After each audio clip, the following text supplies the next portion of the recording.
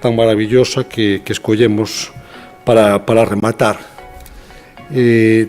Como vos decía, este é un acto que cada ano a Academia organiza contra final de ano, en que se pretende facer un resumo do que foron as achegas ao longo do ano alrededor da figura, ou neste ano as figuras que protagonizaron o Día das Letras Galegas. Unha especie de resumo, de recapitulación, que logo ademais vai dar lugar a unha serie de traballos que se publicarán no noso boletín. A escolla de Muxía estaban moi ben o fenómeno da lingua e ademais interpelando con isto a xente nova na que reside o futuro realmente da nosa lingua e da nosa cultura. Fenómeno cultural de máis de estudo, de afondar no estudo, pero logo hai unha vertente de afondar no estudo, pero logo hai unha vertente de divulgación dese coñecemento e hai unha vertente do impacto dese coñecemento e hai unha vertente do impacto social que ten que dedicamos un ano a unha figura que fixo literatura infantil ou unha figura que fixo determinado tipo de poesía ou unha figura que tivo un determinado releve na reivindicación da lingua, etc. Neste caso, ese fenómeno cultural que estaba aí un poquinho mergullado e que está emerxendo e que esperemos, ademais, que este ano non sexa máis que un primeiro paso para que colla máis e máis pulo cara ao futuro. Hai moita xente que nos dixo, unha das organizadoras deste simposio confesou aí un pouco que comezou a ir a pandeireta, a aprender a tocar a pandeireta. Outras persoas din que comezaron a ir a clases de baile. Antón Santamarina, que é outro organizador do simposio, creo que este ano colleu clases de zanfona para reforzar, para repasar as leccións que xa tiña. En fin, fora destas bromas, quero vos dicir que hai moita xente que se enganchou con isto. É moita xente nova que se enganchou con isto e para nós é un motivo de grandísima satisfacción. Eu non vou ocuparvos máis tempo, vou agora dar a palabra ás persoas que me acompañan. Como digo, moitas grazas ao Concello, moitas grazas ao Parador e, sobre todo, moitas grazas ás persoas que levades tanto tempo traballando neste ámbito con menos recoñecemento do que merecedes, probablemente. Agora voulle dar a palabra a Valentín García, o secretario xeral da Lingua. Pois, aplaudimos aquí que Montalgudo, presidente da Real Academia Galega.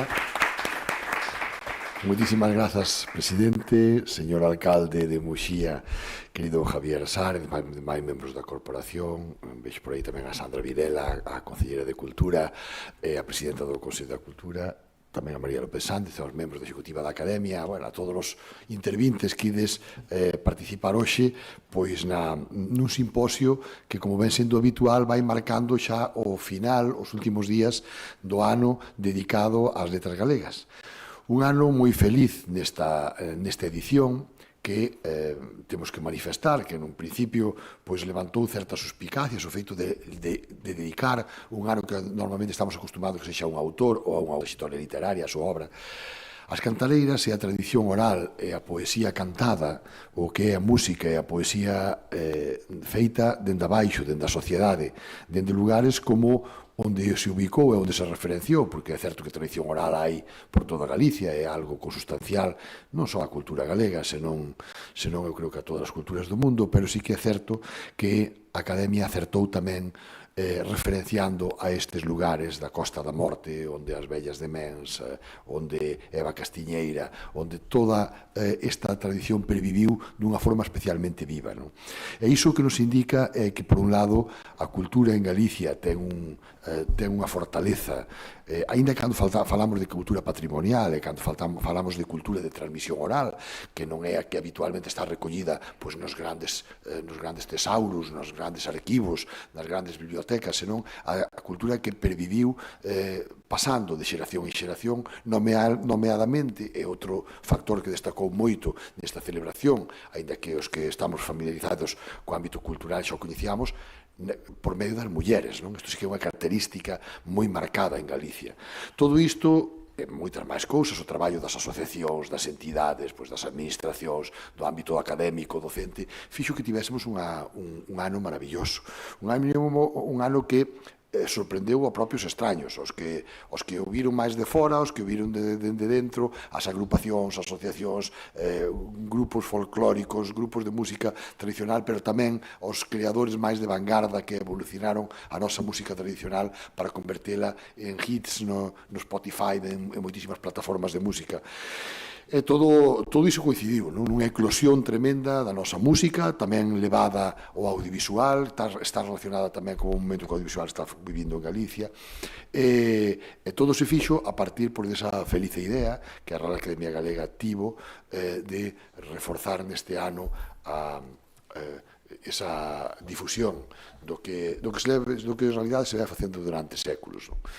E é certo tamén que o sector está encantado, e non falo só do sector musical, podemos dicir, dicía Enrique Monteagudo, facía referencia agora por moitísima xente que se incorporou ás asociacións culturais, ás academias de música, de canto, de baile, os que fan os traxes. A mí comentábame, acrecentándose un pouco esa casuística que ele facía referencia, un fabricante de pandeiretas que se lle esgotaron as existencias por primeira vez na historia. Creo que Galicia quedou sen pandeiretas nalgúna fábrica.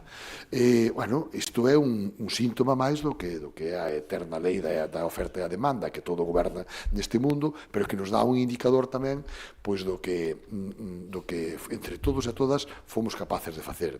Eu creo que debería incluso valer de exemplo para outras moitas accións, iniciativas a poñer en marcha nun futuro, non digo xa pola Academia, senón por todas as institucións e todos que cantos temos responsabilidades públicas neste momento de promoción da lingua galega e de promoción da cultura galega no seu conxunto. Está moi ben tamén que o fagamos aquí en Muxía. Muxía é unha referencia inexcusable tanto na Costa da Morte como na dinamización cultural e na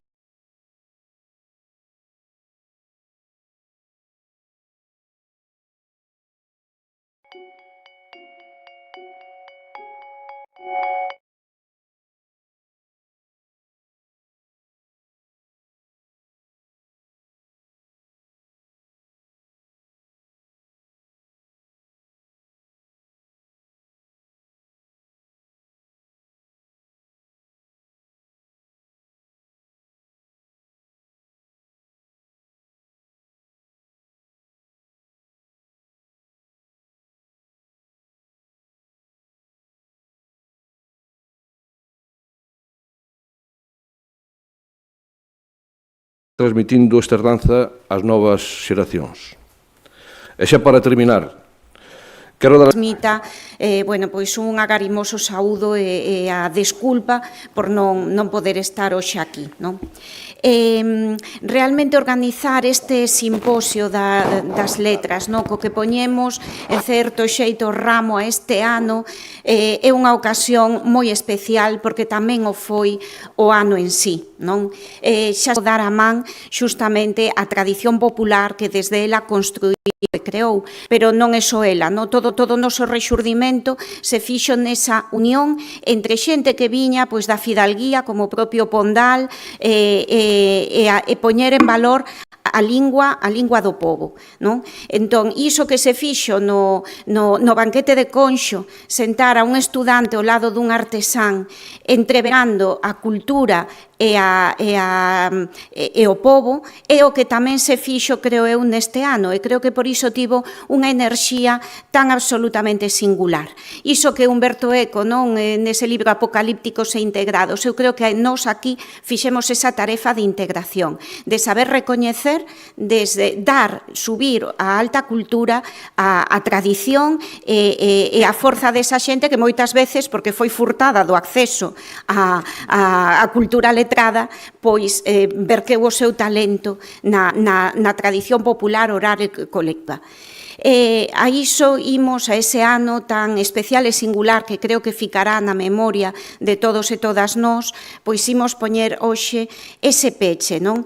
E imos facelo con 3 conferencias por parte de 3 especialistas que servirán pois para iso, para esa ollada ilustrada, sabia, sobre o valor da tradición popular e con 2 mesas redondas, non? Que quixemos facer xirar, por un lado, a primeira delas, que guiará Antón Santamarina, a través desa idea de pensar desde a clase o xénero, desde esa alianza de clases que implicou a creación e logo a preservación, porque moitas veces na recollida, na preservación, a propia tradición e creación. E xa pechando a sesión da tarde teremos outra mesa redonda que é como xustamente pecha a sesión de peche, pois é de balance e de ollada prospectiva, de pensarmos xuntos o que foi este ano das cantareiras e tamén proxectar, pensar cal é o futuro que agarda a nosa cultura de tradición oral. Non? Esa é a estrutura do día, eu creo que vai ser pois unha ocasión de pensarmos todo o que vivimos este ano e de guardala tamén na memoria para anos vindeiros. Nada máis.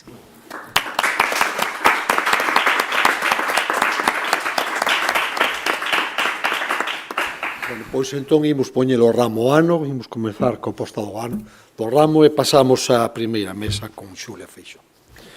Primeira conferencia. No, ven, Xulia.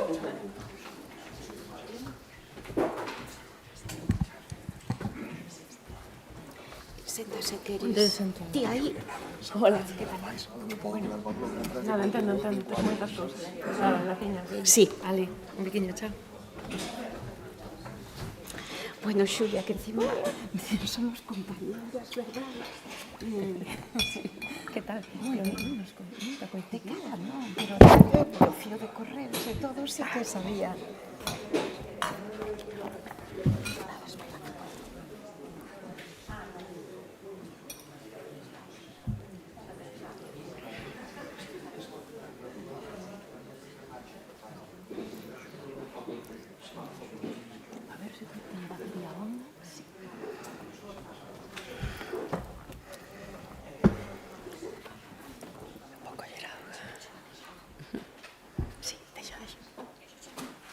Xulia, miramos aí un momento a Yolanda.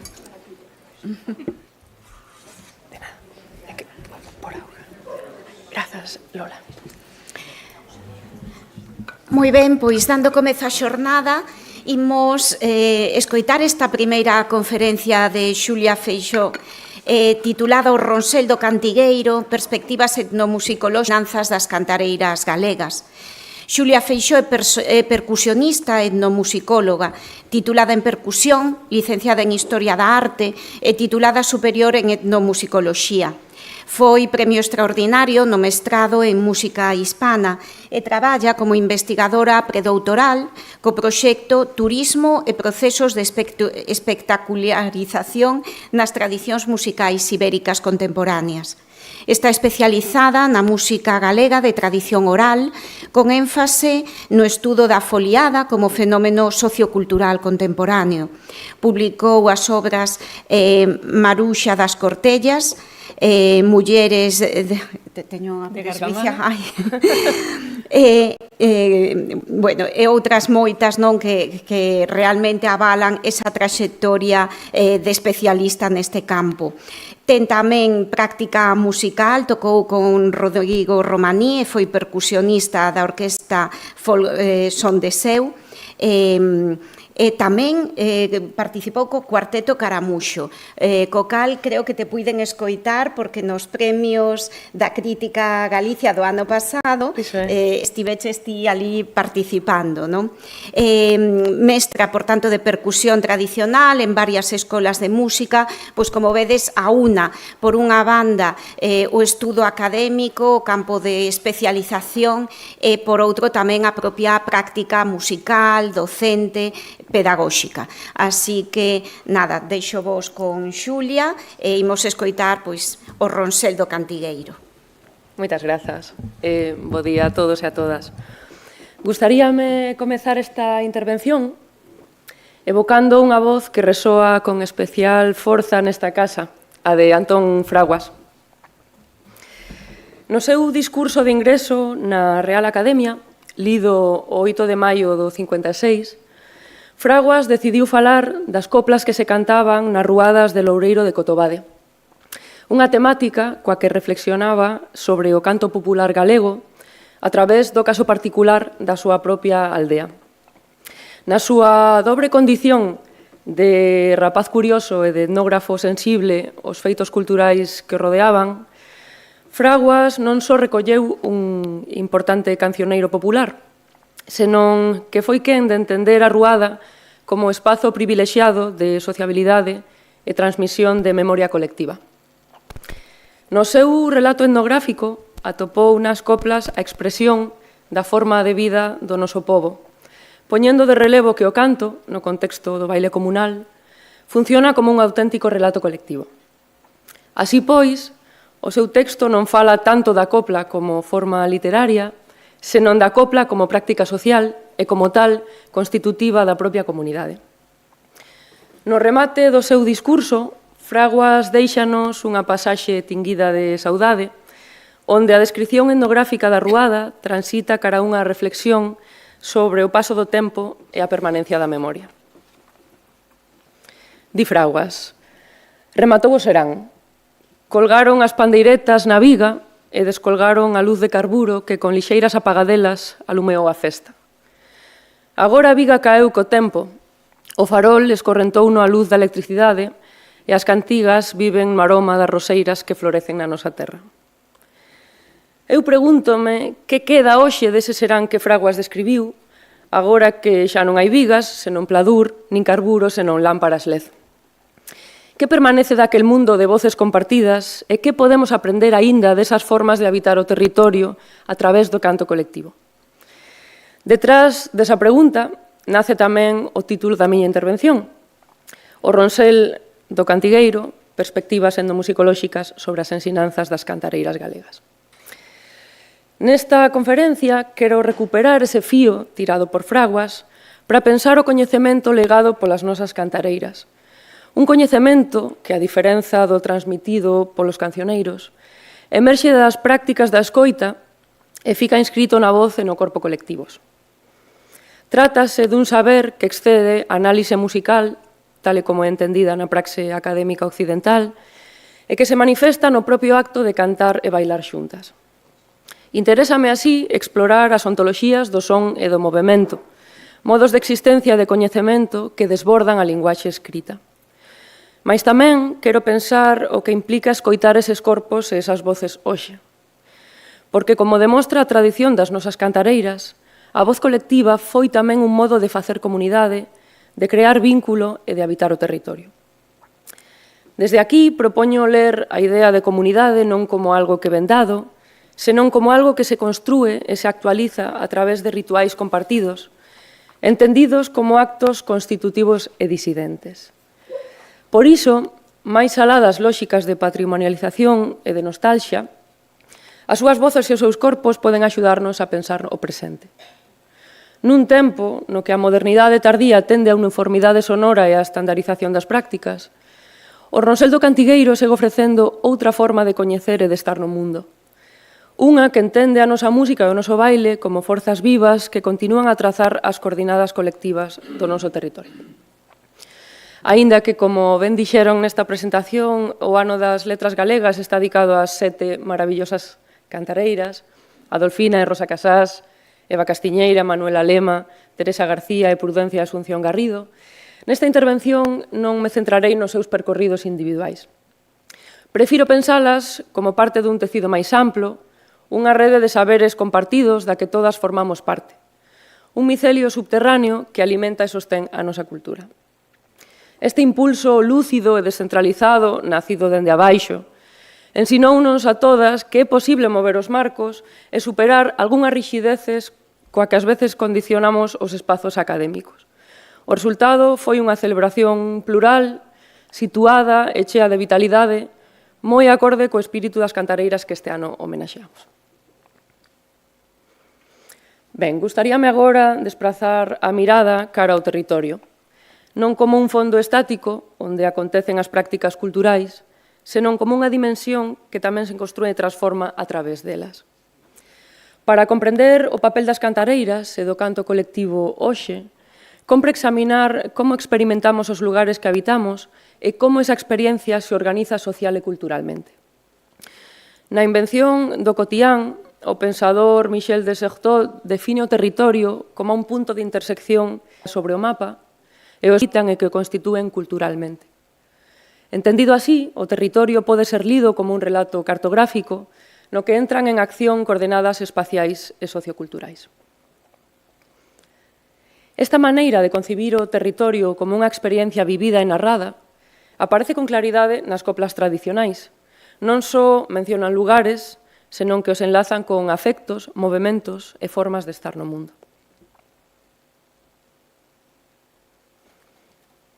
Viva viu así a Pontella río de Val, o veriño da salo e a flor da mocedade.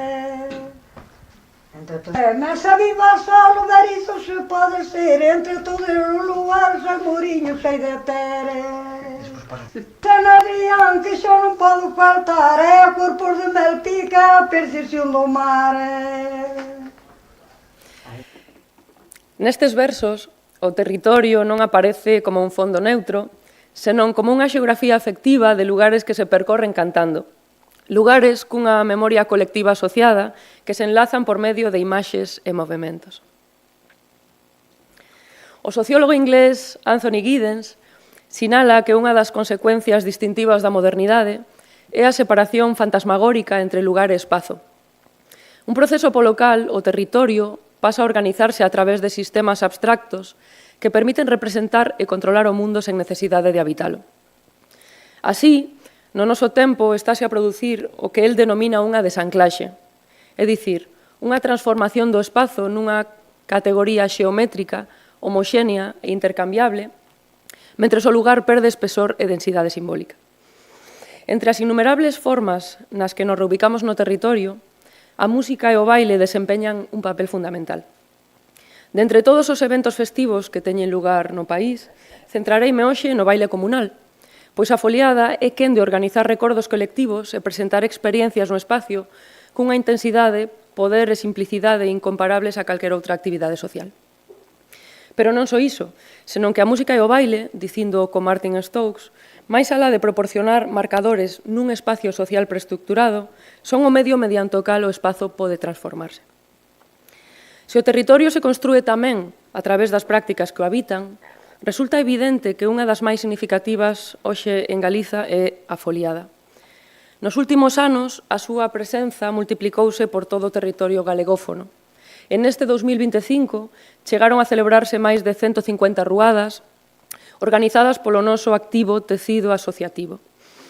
Esta expansión non revela a súa vitalidade só, senón que tamén invita a preguntarse que se pon en xogo cando en cada vila, en cada parroquia, a xente se xunta para cantar e bailar. O que me interesa é comprender como neses encontros se xera un sentimento colectivo de pertenza ao territorio. Que é o que acontece cando un grupo de persoas comparte música e movemento nun espazo concreto? A diversidade destas polavilas é enorme, pois mudan as escalas, os contextos e as dinámicas coas que se activan as comunidades. Para ilustrar esta pluralidade e afondar nesta relación entre...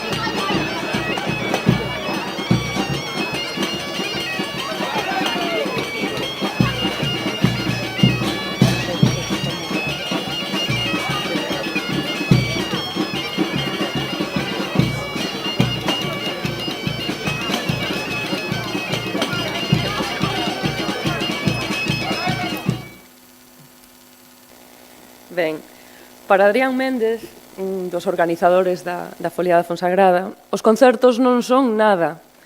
Os concertos é o que menos lle importa a xente. Eses mesmos concertos podes velos 1000 veces noutros lugares. Ti vas alí a disfrutar dese rollo de estar ca xente e tocar con outras persoas. Chegamos a desenvolver toda esta programación en BCRA e seguiríamos tendo a programación do primeiro ano. O festival encheuse tanto polo romanticismo cara a Fonsagrada. Un sempre ten no imaginario a Marentes como gaiteiro, a Oliva como bailadora ou a Horacio como bailador. Toda violinista ten no imaginario a Florencio. E toda esa xente onde tocou? Na Fonsagrada. Se a Fonsagrada ofrece un exemplo de festival que desborda a súa propia estructura e converte toda a vila nun espazo de encontro, Toutón amósanos outro xeito de entender a relación entre música, comunidade e territorio, o dun lugar pioneiro, fundamental na recuperación dos seráns nos anos 90, grazas á vontade das súas pandeireteiras e das compiladoras que, dende entón, traballan por preservar e activar ese legado.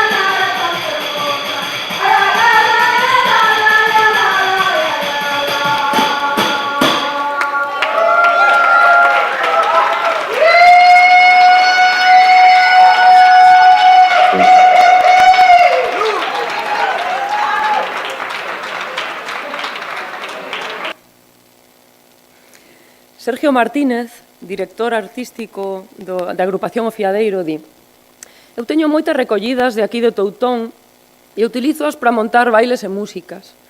No Fiadeiro temos moitísimo repertorio e en Cantigas o mesmo. Temos moitísima información de Toutón que empregamos, creo, en todos os grupos. Pola súa parte, Carlos Salgado, que é membro de Cantigas, di: a ver, é das típicas localizacións. É un sitio moi importante, dos que están no repertorio sí ou sí. Toutón é lugar de culto. Como apunta Paul Connerton, as experiencias vividas no presente dependen en gran medida do coñecemento do pasado, da mesma forma que as imaxes do pasado serven para lexitimar a orde social presente. A memoria social compartida non depende tanto da veracidade do recordo ou da proximidade temporal con respecto do presente, senón máis ben dunha comunidade de intereses e pensamentos. É dicir, somos quen de evocar certos pensamentos porque toda a colectividade é quen de evocalos a través de accións colectivas, como neste caso a música e o baile tradicionais.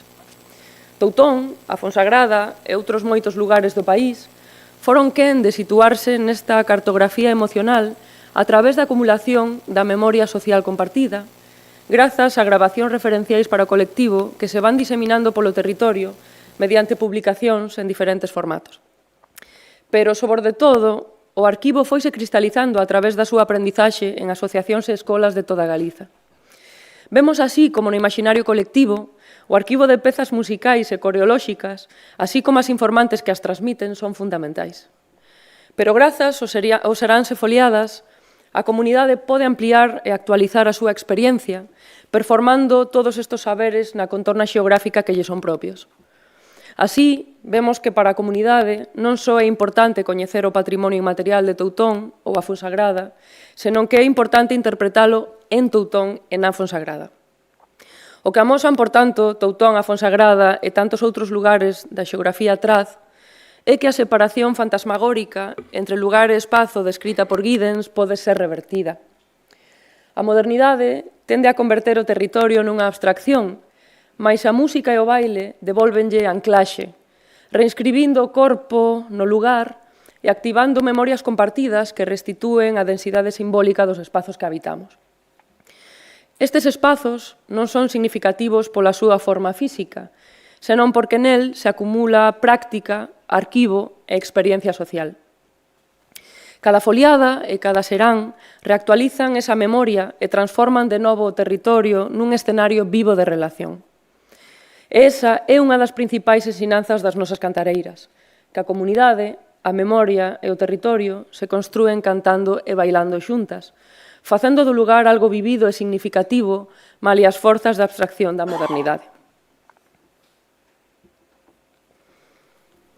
Ben, pensemos agora nas dinámicas particulares vencelladas coa improvisación que florecen durante o baile no contexto da foliada na Galiza.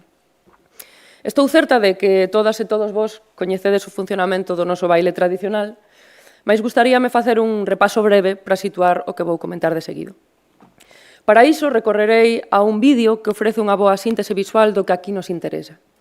Trátase dun fragmento do episodio adicado a Limiñoa, do programa Lalá, aquel magnífico espazo da televisión pública, dirixido por Senén Bernárdez e presentado pola Pilar García Rego, nun tempo no que os medios de comunicación do país si contribuían decisivamente a poñer en valor o noso patrimonio. Neste exemplo, poderedes ver como no noso baile, neste caso un maneo, se produce unha tensión constante entre o eu, o ti e o nós colectivo. Vou comentar por riba o funcionamento para que despois poidamos ler o que acontece no vídeo. O noso baile é un baile colectivo e improvisado que se baila en parellas. A súa estrutura organízase do seguinte xeito. Cando unha das pandeireteiras comeza unha copla, un dos bailadores ou bailadoras propón un punto, un conxunto de pasos configurados de forma improvisada, na que se empregan pequenas células de movimento necesariamente coñecidas por todas as persoas que participan no baile. Unha vez rematada a proposta de punto, tanto a súa parella como o resto de parellas que se atopan bailando teñen que intentar repetir os movementos do guía. Isto pode acontecer ou non. Veredes no vídeo que ás veces as persoas erran ou que non son quen de reproducir a proposta do guía.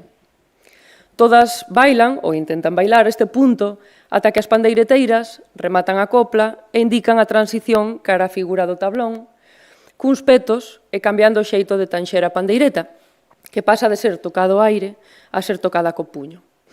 O tablón é unha estrutura coreolóxica na que os bailadores se desprazan mirándose de fronte, realizando un sentido antihorario en circunferencia, orbitando o seu centro común. Mentres, as pandeireteiras cantan a melodía da volta. Cando estas sacan unha nova copla, o ciclo volta a comezar.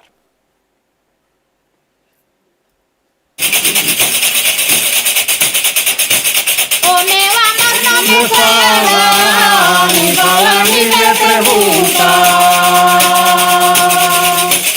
Fálame, meu amor, fala, que non lle tuve na culpa. Fálame, meu amor, fala, que non lle tuve na culpa.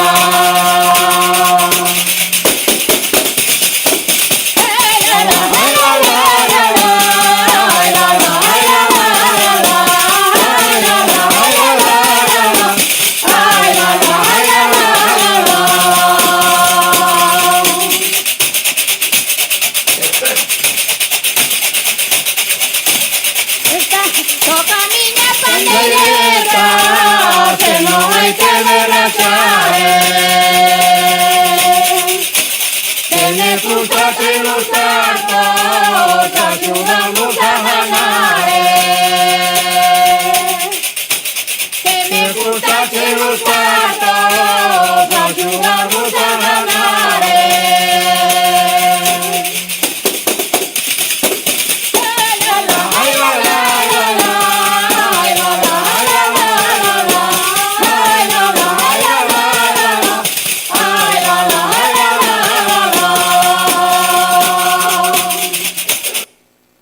Ben, vemos como no acto de propoñer e imitar un punto improvisado no momento existe unha negociación constante entre o eu que propón e o ti que decide aceptar ou non, como acabamos de ver, a proposta. Esta negociación resólvese no nós, no momento no que todas bailamos xuntas.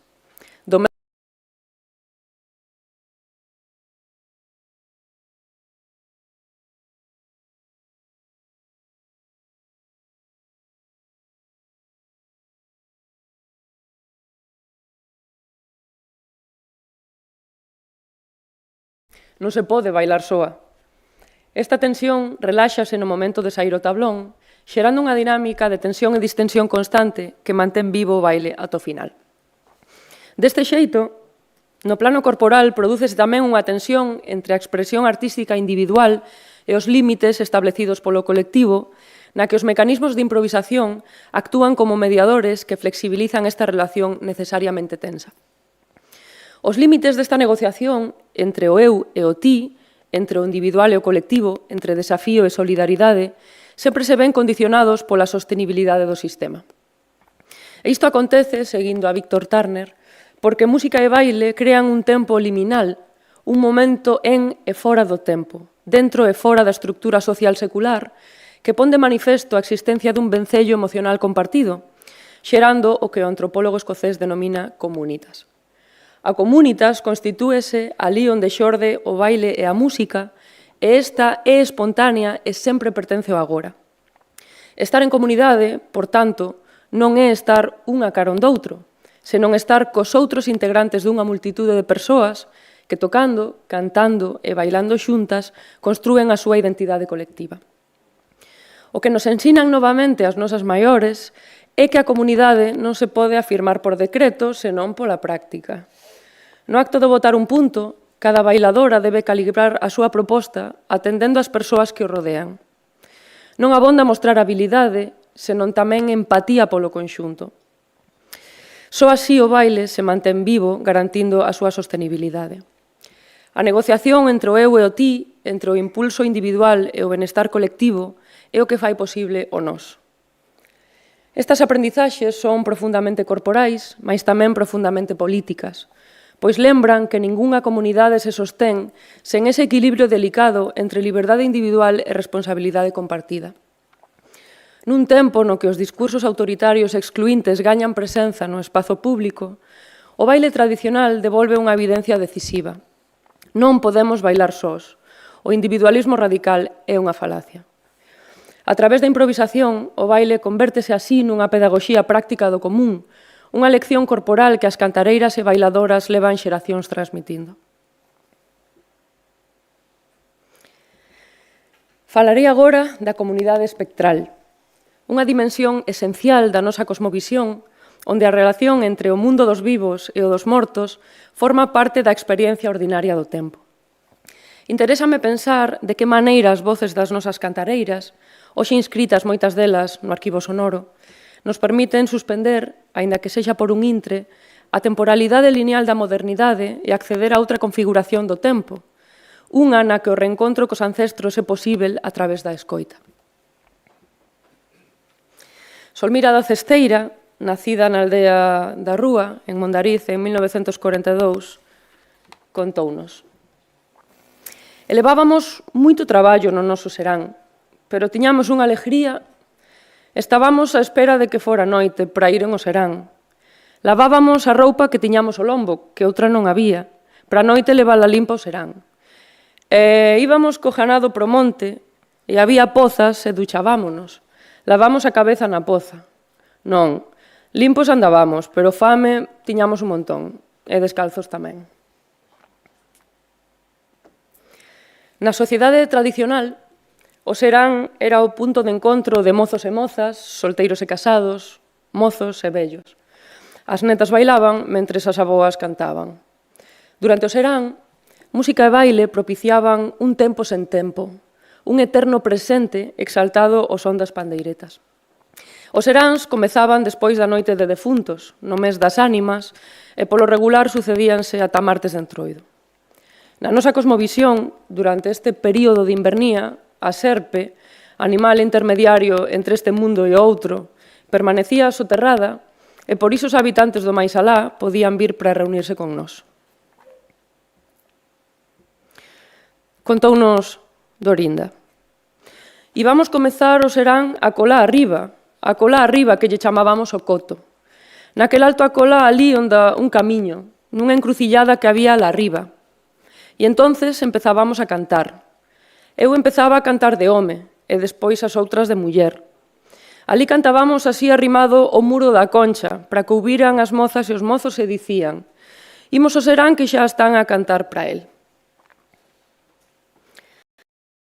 Castelao e Fraguas, nas encrucilladas sempre hai un cruceiro ou un peto de ánimas. Estes forman parte fundamental da nosa paisaxe, porque os cruces de camiños son o centro da aldea Mundo, o punto de encontro de todos os camiños e de todos os viaxeiros que o transitan. A encrucillada é o lugar de encontro dos habitantes do Aquén e do Alén. Que começo por começar. Agora vos. O que primeiro começa, primeiro acaba.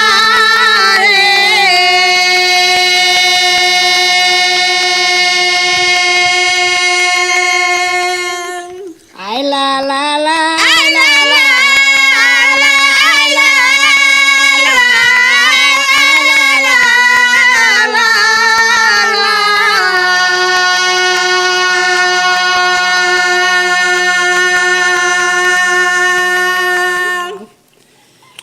Axúdame, compañeira, compañeiriña leale. Axúdame, compañeira, non me deixes quedar mal.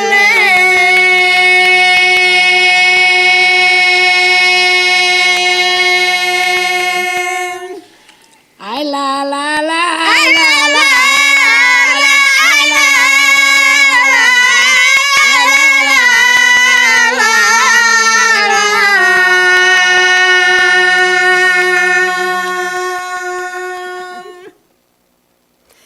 Este cantar do comezo do serán que acabamos de escoitar propicia a existencia dun lugar e un tempo liminais na que a potencia do sonoro volve presentes as ánimas. Así, no acto de cantar, Lola da Coruñesa e as súas compañeiras do Barral constitúen unha cartografía sonora do territorio habitado, da aldea Mundo, que mapea relacións entre os habitantes de aquí e do máis alá, constituindo de forma cíclica a comunidade cada mes de novembro. Na aldea de Toutón, máis alá de poñer en acto a memoria incorporada de xestos, sons, oralidade, baile e canto, como propón a Diana Taylor, o repertorio trae ao presente a figura dos ancestros. Mediante o acto de tocar e cantar, establécese unha interacción significativa coa comunidade espectral que irrompe a través do son xerando unha fenda, dicindo co Hannah Arendt, na que se artellan pasado, presente e futuro. Di Lucinda, cada pandeireteira tiña o seu cantar e as súas cantijas. Claro, a señora Helena tiña os cantares, a Aurora tiña outros, a Dolores do Rafael tiña outros, a Clara o señor Rolando. Por iso nós temos un repertorio moi grande, porque, madre de Dios, aquí había, cada un tiña un cantar. A min moito me acordan os que xa non están cando canto os seus cantares, Dios los teña na gloria. Sobre todo os da señora Helena, que era a miña veciña. Ás veces paréceme que aínda os coito cantar aquí no eido da súa casa. Cando canto os cantares dela, semella que aínda está aquí comigo, que me acompaña. Que me dera en Toutón unha leiriña de terra para lle botar lago, para me pasear nela. A la la la la la la la la.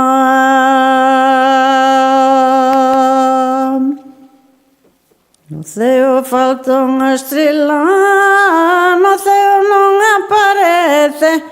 Meteuse na túa cara, nos teus ollos resplandece. A la la la la la la la la la la.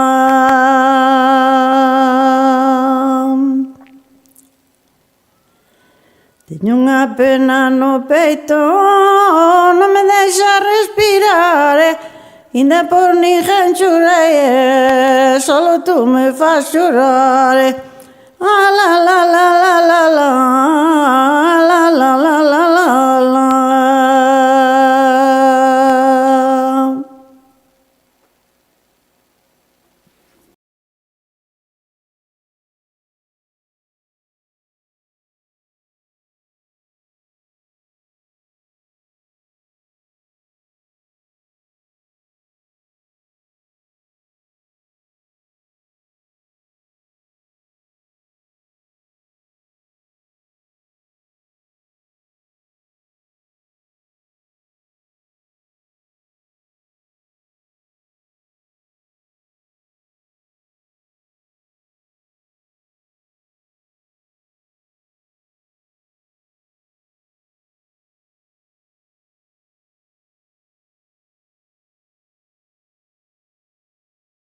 tradicional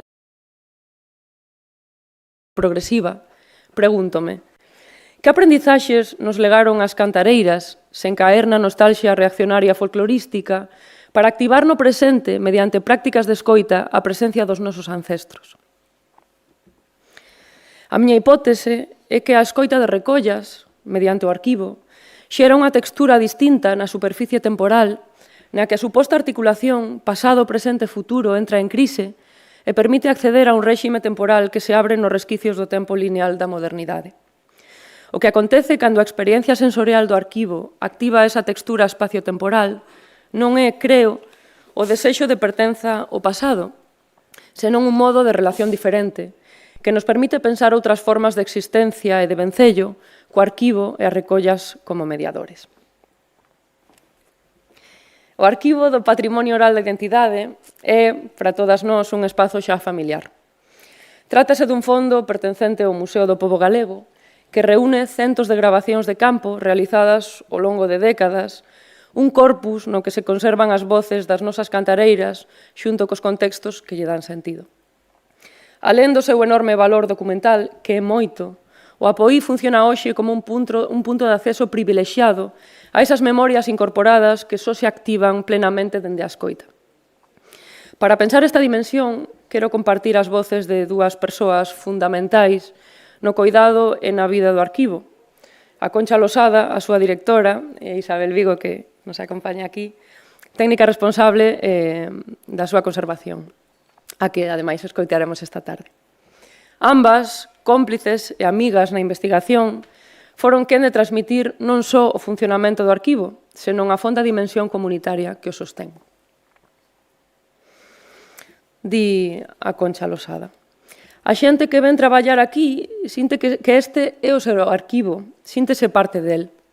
Este ano, no que a Real Academia Galega lle dedicou as letras ás cantareiras, fixo visible en moitos sitios do país o tesouro enorme que tiñan na cociña da avoa.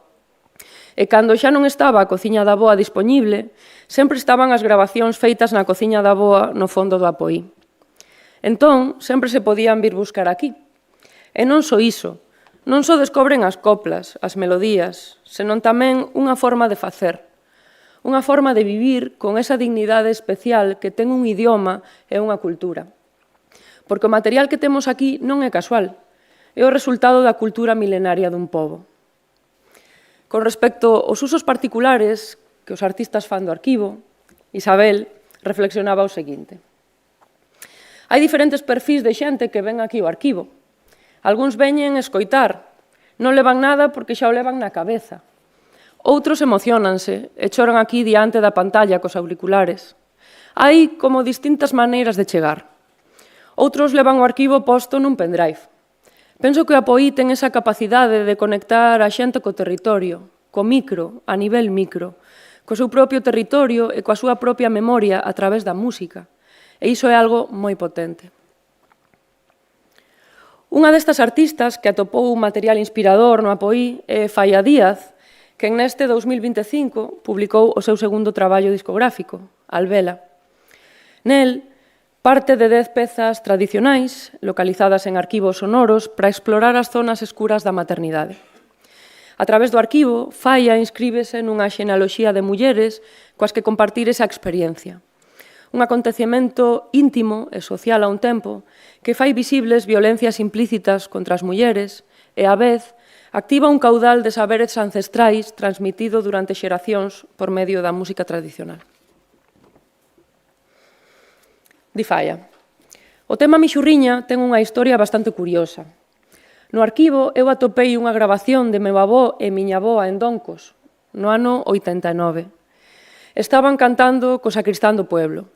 En esa grabación recoñecín o son do cencerro dunha vaca que eu coñecín na miña infancia, que estivo no prado de atrás da casa moitos anos, no prado de Carballo.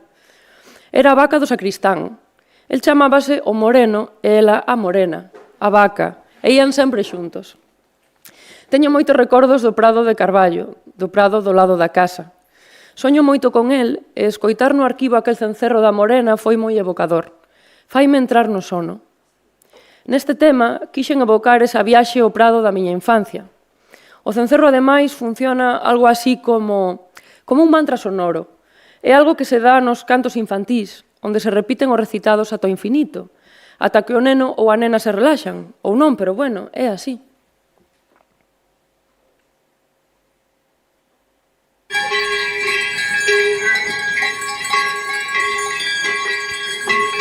Mixurriña, vai a leña, se non a topas, vente sin ela, que eu che darei a túa merenda. Velas cabras do Xan Branco, como pacen no barranco. Velas, velas, velas, velas, velas. Velas, velas, velas, velas, velas. Mixurriña, vai a leña, se non a topas, vente sin ela, que eu che darei a túa merenda. Velas cabras do Xan Branco, como pacen no barranco. Velas, velas, velas, velas, velas, pum. Velas, velas, velas, velas, velas, pum.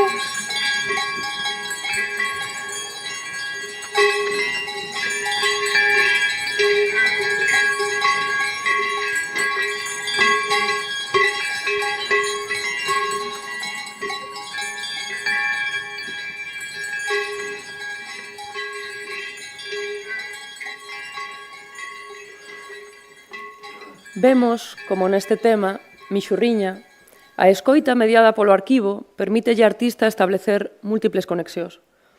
Por un lado, a que avencella unha xenealoxía centenaria de mulleres a través da experiencia do parto e da maternidade, partindo do arquivo de tradición oral. Por outro lado, o son liminal da choca da morena, que marca a fronteira entre o sono e a vixilia infantil, ao tempo que establece unha conexión afectiva co territorio, con Doncos, centro da súa aldea mundo. Por último, o vencello familiar, establecido mediante este recitado infantil, aprendido de súa avoa e verbalizado pola nai da artista e por ela mesmo, ambas elos dunha mesma cadea. O momento da escoita, a través do arquivo, xera unha textura disruptiva na superficie espacio-temporal. Nese preciso instante, a articulación lineal pasado, presente, futuro entra en crise, xerando a condición de posibilidade dun réxime temporal diferente, ou dun presente radical que se desprega ante nós nos resquicios da modernidade tardía. O arquivo sonoro posibilita novas liñas de conexión intermitentes, novas xenealoxías efémeras que nos permiten, dicindo con Donna Haraway, estar radicalmente presentes, entrelazadas cos de aquí e cos do máis alá, en miríadas de configuracións inacabadas de lugares, tempos e comunidades.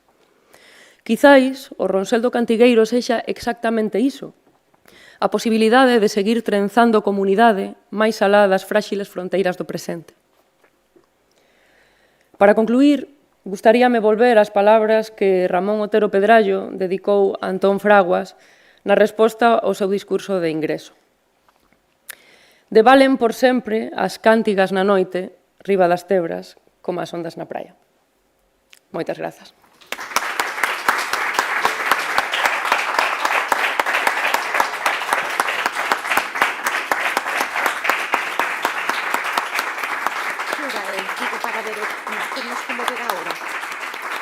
Sí.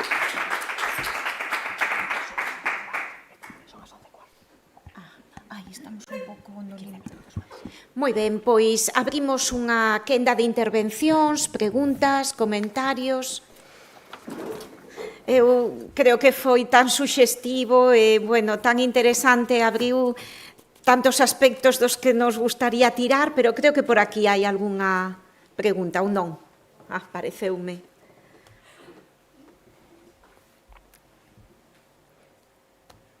A Mixurriña deixouvos todos a dormir.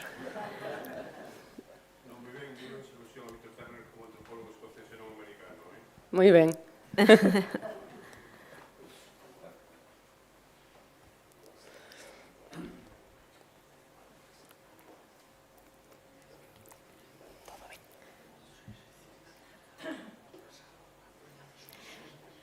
Nada. quizáis, o mellor despois da segunda conferencia, podemos, antes da pausa, o fío das dúas, formular as preguntas. Claro que sí. Moi ben, vale. Graciñas.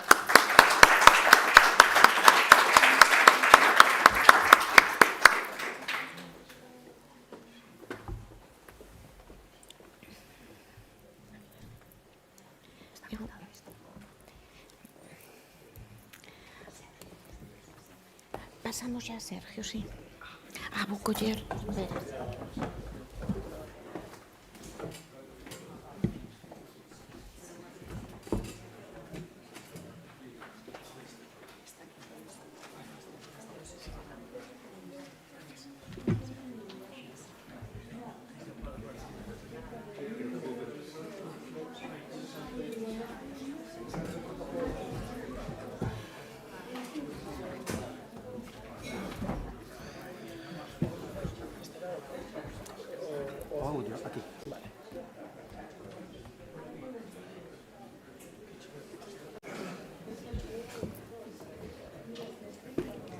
Pronunciase Codalio.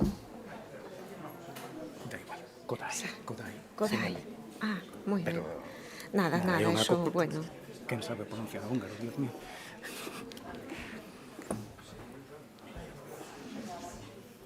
Ben, queres que vaya comezando a presentación ou douche un tempiño para abrir aí? Necesito isto, perdón. Ah, vale.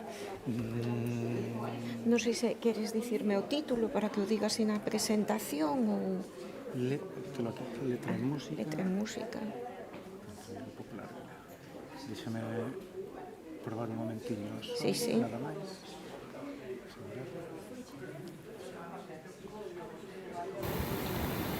Eu son Gui. Vai. Moi ben. De tempo imos ben? Imos ben, sí. Vou ponerme o cronómetro, pero bueno. Agora son que hora é? 11 cuarto. Vai, bueno.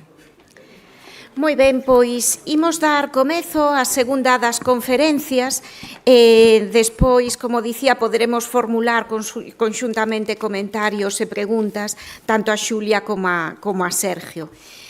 Sergio de la Osa é etnomusicólogo, mestre especialista en pedagogía musical, Kodai e guitarrista, mestre de educación musical, guitarrista clásico polo Conservatorio da Coruña. Formouse no Instituto Kodai da Academia Leeds en Hungría, onde impartiu clases de música tradicional entre 2011 e 2015. Entre 2007 e 2018 estivo a cargo do Arquivo do Patrimonio Oral da Identidade do Museo do Pobo Galego, con tarefas de transcripción e edición, materias sobre as que se formou coas etnomusicólogas María Domocos e Olda Tzalai. Imparte aulas de guitarra na Escola Musical de Oroso e de análise de música tradicional, armonía clásica e solfexo na Central Folke. É membro da banda Gergelies, espero telo pronunciado ou non, en fin, dedicado aos bailes e música dos húngaros, Czagó, de Moldavia. Publicou obras e estudos en inglés, A Basic Guide to Folk Song Analysis, é coautor de diversas obras de grabacións musicais na Galiza, romanceiro tradicional, breve antología das recollas do Seminario Menéndez Pidal na Galiza, e tamén colaborou como autor en obras colectivas. Mesmo traduciu do húngaro ao galego varias novelas, non? Como vedes, é un perfil que ten certos fíos en común co de Xulia e que novamente aúna esa traxectoria académica de especialista tamén coa propia práctica musical, non? E tamén a dimensión pedagóxica e de ensino. Así que nada, sen máis damos comezo á súa conferencia que leva por título Letra en música, o cancioneiro popular galego. Moitas gracias. Moi ben, antes de nada, quero agradecer a Real Academia, aos organizadoras e en especial a Antón Santamarina, sen o cal eu probablemente non estaría aquí. Oídesme ben? Ben, este ano celébrase a poesía tradicional nas voces das cantadoras que transmitiron e crearon letras. letras inseparables das músicas, e isto é do que vai tratar esta conferencia. Sendo especialista en música, sempre que cando dou clase tento poñelo acento en aspectos que non se estudan tanto entre os músicos, como é a métrica, a parte literaria ou lingüística que condicionan en boa medida a música. Nunha celebración das letras para un auditorio distinto, pois igual vou tratar un poquinho máis do que son as concomitancias, as sinerxias ou as interferencias entre a letra en canto á lingua e en canto a fenómeno literario poético. Ben, neste relatorio comparto aquí preguntas sobre a relación entre letra, lingua e música, baseadas en estudios previos de Dorothée Schubart, de Antón Santamarina, Domingo Blanco e outros. Parte das miñas inquedanzas. Ben, a música comparte coa fala diversos elementos, como a duración, o acento de intensidade ou a altura de entoación. A música tende a regularizar máis estes fenómenos e poder resaltalos ou contradicilos, producindo resultados máis ou menos satisfactorios, dependendo do grau de armonía ou concordancia entre os elementos. Ben, algunhas destas preguntas temos por aquí. Como influen a poesía e lingua na música? Que convencións e regras están en xogo? Que expectativas temos? Influe a música na lingua e na poesía? A música de Galicia é acorde coa prosodia da lingua galega ou está en disonancia con ela? Hai xéneros e formas estróficas con nulos ou escasos exemplos en galego e outros exclusivamente en galego. Pode axudar o estudo da música a esclarecer o momento e a dinámica de adopción e difusión das cántigas? Ben, a lingua de que estamos falando non é solamente lingua, senón que é expresión poética da mesma. É unha manifestación especial. Imos considerar tamén as expectativas que proxectamos sobre o fenómeno literario, lingüístico ou musical.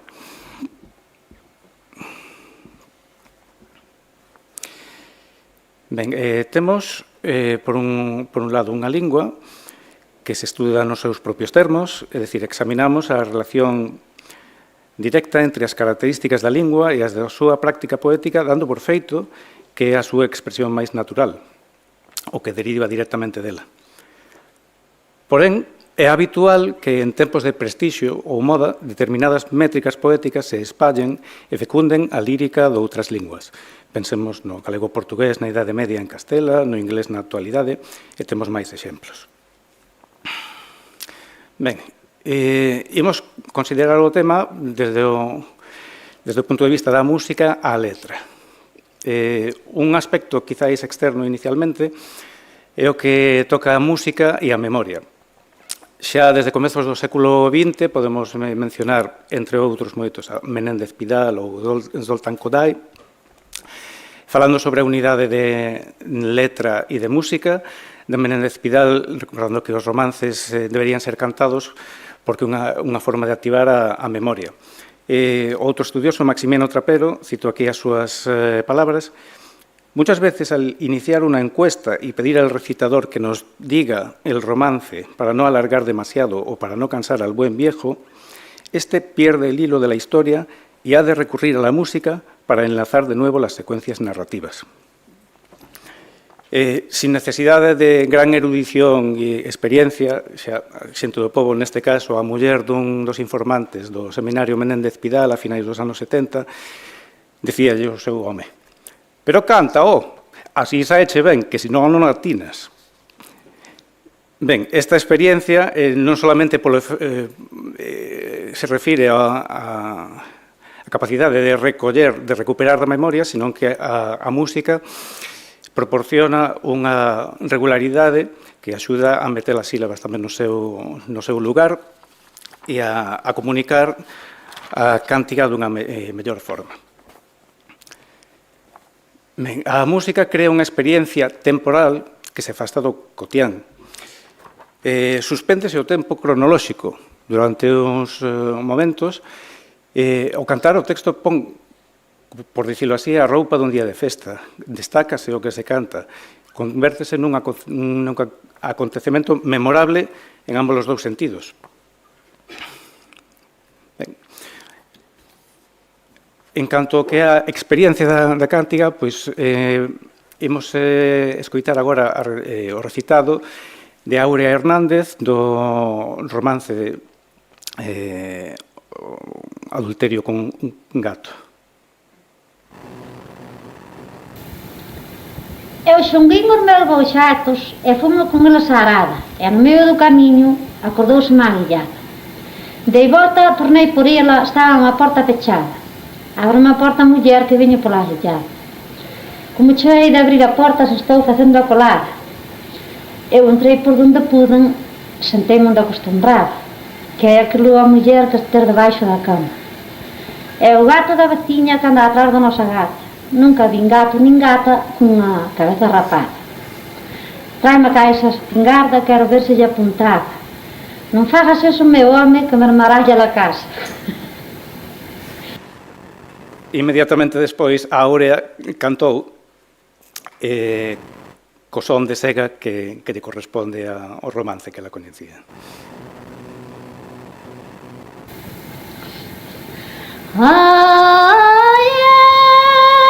Xunguín os meus boixatos,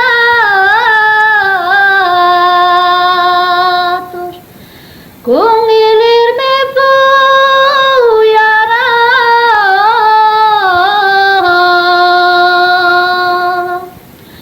Ai, no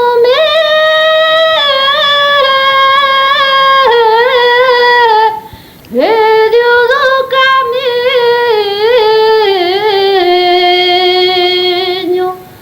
acordaos-se má guillada.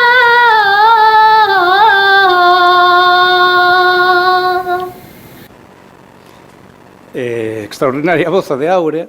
Vemos que para cantar estes dous versos compostos, 4 versos octosílabos, levoulle tanto tempo como recitar os anteriores. Iso xa por non falar da expresión da propia voz, do chorro de voz, dos adornos e da beleza que ven acompañado con ese sentir temporal distinto. As sílabas están tan separadas de sí que van un pouco en detrimento do que é a percepción do que é a cantiga narrativa. Neste caso, ten unha función distinta. Se non coñecemos o texto, pois igual costaríanos un poquinho seguir o que vai ser o que se conta.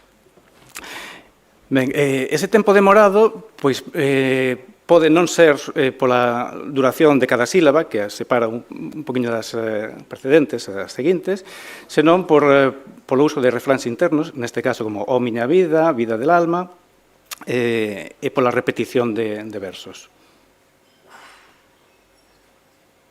Mer boiciños, o miña vida, e fumico eles arada, vida del alma. E fumico eles arada, vida del alma. Ben, isto foi a mitade de duración da anterior, porque tamén foron a mitade de versos, pero a duración é prácticamente semellante á anterior. Cántase cun poquinho máis de lixeireza, pero o feito de introducir refráns que non teñen nada que ver coa historia principal ou de repetir, crea esa experiencia demorada de saber que é o que vai pasando na cántiga narrativa. Ben, outro aspecto onde a música axuda, ou neste caso enfatiza aspectos que nos proporciona a letra, ven dunha muñeira nova, cántigas de escarnio, ou escenas, que se cantan a velocidade moi rápida, máis rápida do que a fala habitual. Neste caso, melodías con moita repetición de notas, de forma que dá unha sensación de metralleta, pois enfatiza ese efecto xocoso. Aquí non baixo naquela camposa estaba Maroña cabalo de rosa. Ai, chingre, chingre, chingre, ai, chingre, chingre, ya. Ai, tamara maridita, ai, tamara marida. Ben, un caso especial Témolo nos brindos da montaña de Lugo, no Caurel. Os brindos son as disputas improvisadas, rimadas e cantadas, afín son o fenómeno máis coñecido que temos nesta zona da costa, que é a regueifa. Ben, entre os brindeiros destaca Antonio Río Montero, o brindeiro de Louzarela, e ademais de ser disputas onde se intercalan no canto dúas persoas, no Ribeira de Louzarela tamén realizou discursos longos, unha narración, como neste caso que nos relata Xesús Mato, o compilador. Ben, nunha xuntanza da aldea, en Louzarela, celebrárase con moito público con motivo das festas do Ecce Homo a baixada do carro coa leña do monte para facer a fogueira. E o brindeiro fixo o resumo da festa. Nesta longa intervención, en torno aos 16 minutos, o Ribeira estrutura de xeito amplo o seu discurso. O modelo melódico co que comeza é pausado. Non comeza no agudo e progresa en dirección descendente, como tamén é habitual, senón que permanece no rexistro medio despois dun comezo grave. Esta é a segunda copla que cantou ese día. Isto me gusto, que me molesta un zapato, collene cousa con calma, que lle levamos pa rato. A súa interpretación progresa ao longo de 18 coplas, aproximadamente 6 minutos, durante as cales o improvisador vai quencendo. Canta coplas introductorias de cortesía e presentación, despois vai fiando a historia, co tema dos músicos que ian diante do carro, en especial o gaiteiro. Óense risas illadas entre os asistentes despois de algunha das coplas, mas o primeiro momento de clímax real, cando o público inteiro estoupa en gargalladas e aplausos, coincide coa primeira ocasión en que o brindeiro canta unha nota nova, que non cantou a tentón. Cantou 5 notas, neste caso canta a sexta, que vai por riba. O momento que utiliza o tema da liorta matrimonial e introduce a palabra gaita, que non teño que explicar, no seu outro sentido.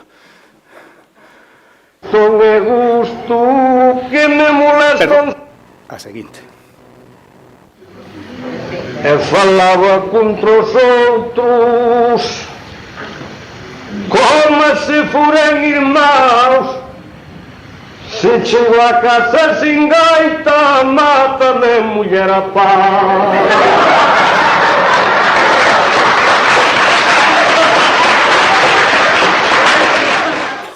Ben, este é un caso especial, moi especial, onde se improvisa a letra, ou podese ter preparada, por suposto, tratándose de un discurso que un sabe que vai ter que realizar previamente, pero, bueno, a música servelle aquí ao Ribeira para ser máis eficaz no seu labor comunicativo, algo que estudou Ramón Piñeiro Almuíña no volume publicado como Repente Galego.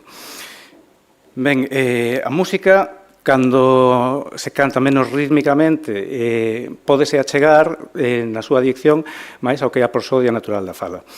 En algúns casos, non en todos, o propio Ribeira de Louzarela, vemos nesta transcripción bastante detallada como vai escollendo e remarcando o que di mentre o canta.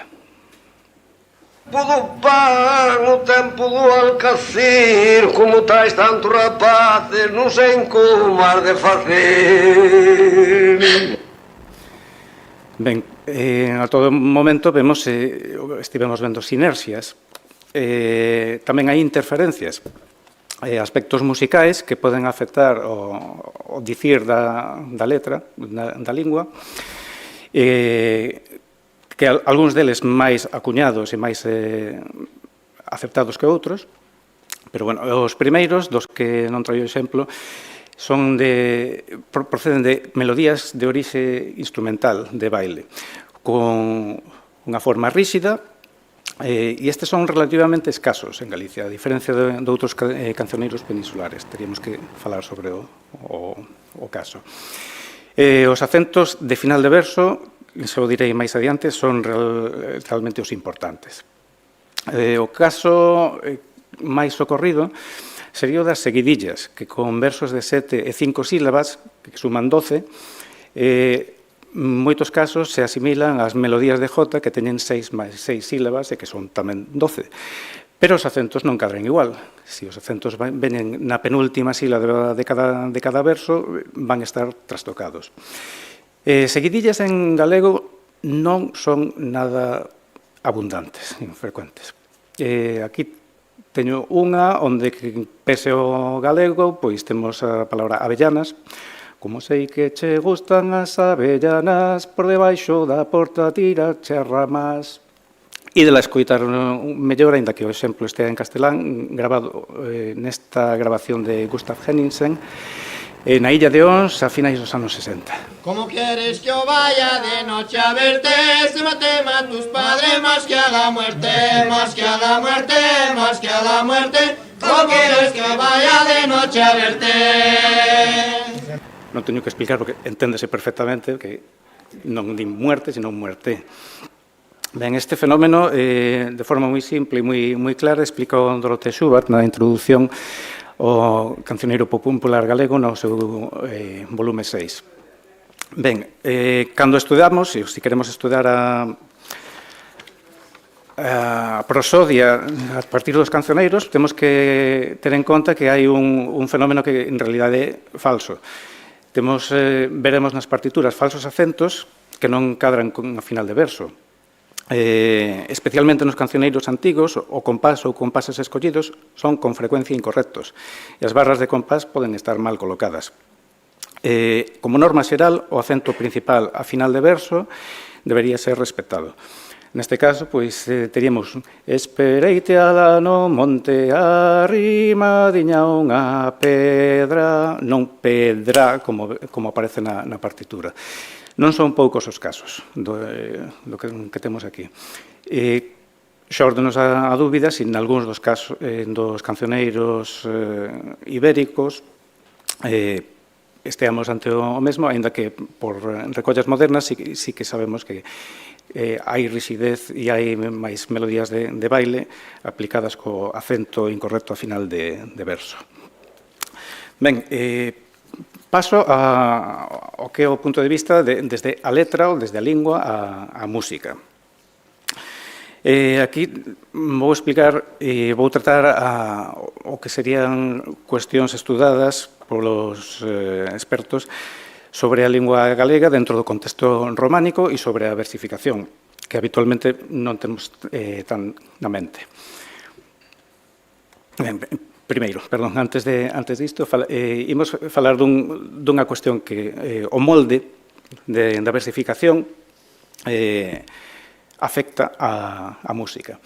En Galicia predominan os versos curtos, de 6 ou 8 sílabas. Teñen poucas notas. A amplitude melódica de cada verso vai ser reducida, que melódicamente tampouco gostan as cantoras en Galicia de dar moitos saltos. Os perfis van de nota a nota, a notas veciñas e non son moi angulosos. Mentres que os versos longos de arte maior, que teñen máis notas, non necesariamente, pero permiten despregarse a melodía nun ámbito amplo, de 8 notas ou mesmo máis. Xa que non temos moitos exemplos dese ámbito amplo, traio un exemplo da Hungría, con versos de 12 e 13 sílabas que con repetición de parte do verso convértense en 17. O que un verso é case unha estrofa inteira de versos de 6 sílabas aquí. Seisar con bana, la dosjános kocsmája. Sejlegényeknek van az óra csinálva. Legényeknek meg annak a szíve lányoknak, sej meg annak a leszerelt katonának. Isto, repito, servenos como exemplo de contraposición do que é a nosa experiencia das cántigas populares. Un dos posibles exemplos.